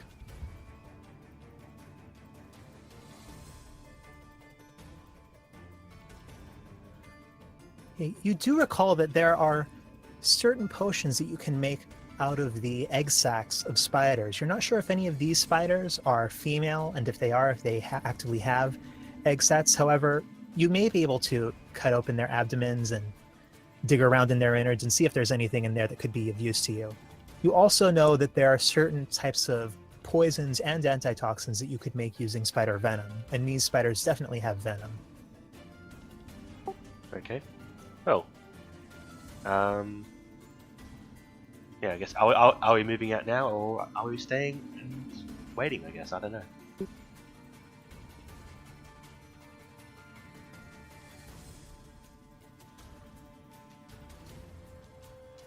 Well, unless anybody has any ideas on how to slow down or stop that fire, we need to get going.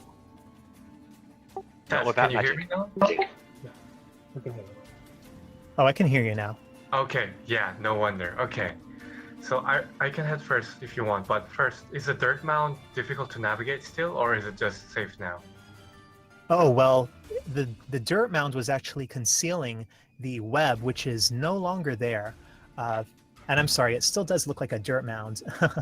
But now there is just pretty much a gap there between the blackened, relatively flat floor of the chamber itself and what looks like the far more natural, looking more like a crack in the earth.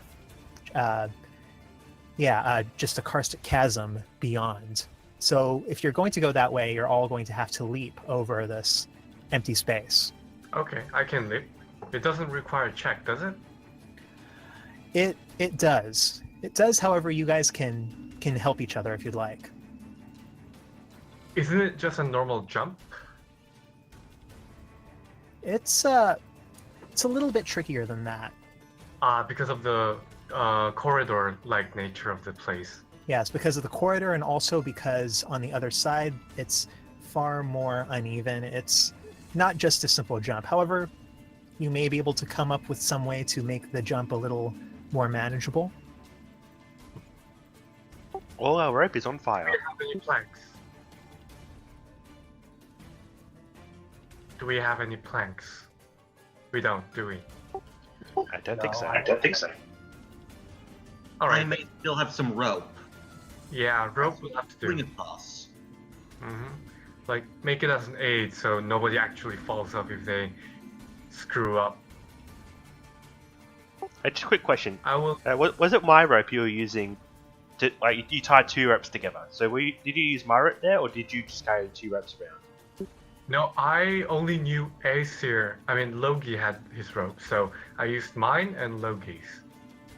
Ah, okay. So I also have some rope. I didn't know everyone else had ropes, so remember because the one we used during the swamp crossing was. Oh bloody hell! We left that rope behind. I completely forgot. Oh, I think that And that was my rope. remember it wasn't burned since you got it out. Okay, then I guess it's who else has? I need 2 people with ropes.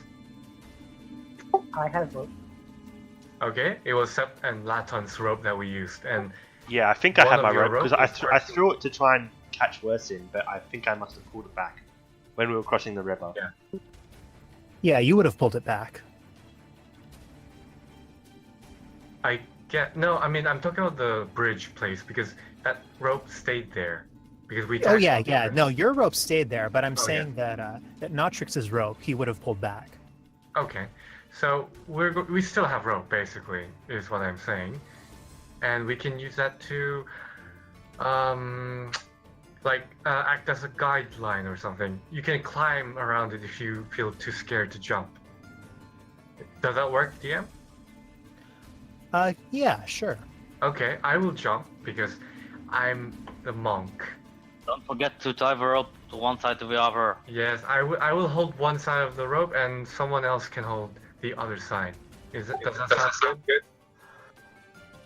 Yeah. All right, make a dexterity check. I'll just go grab the other side.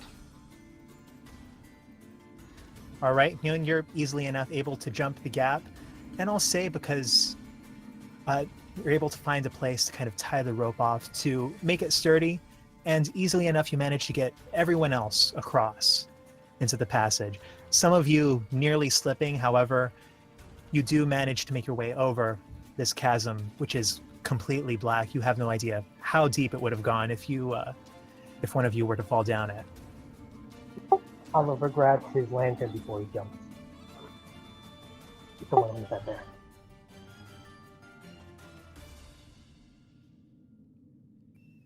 So, hold on, let me adjust the music a little bit.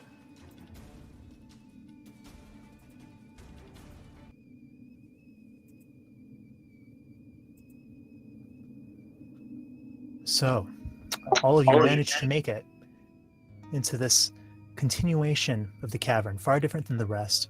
Rocky, narrow, close. You do hear a faint skittering somewhere far beyond you.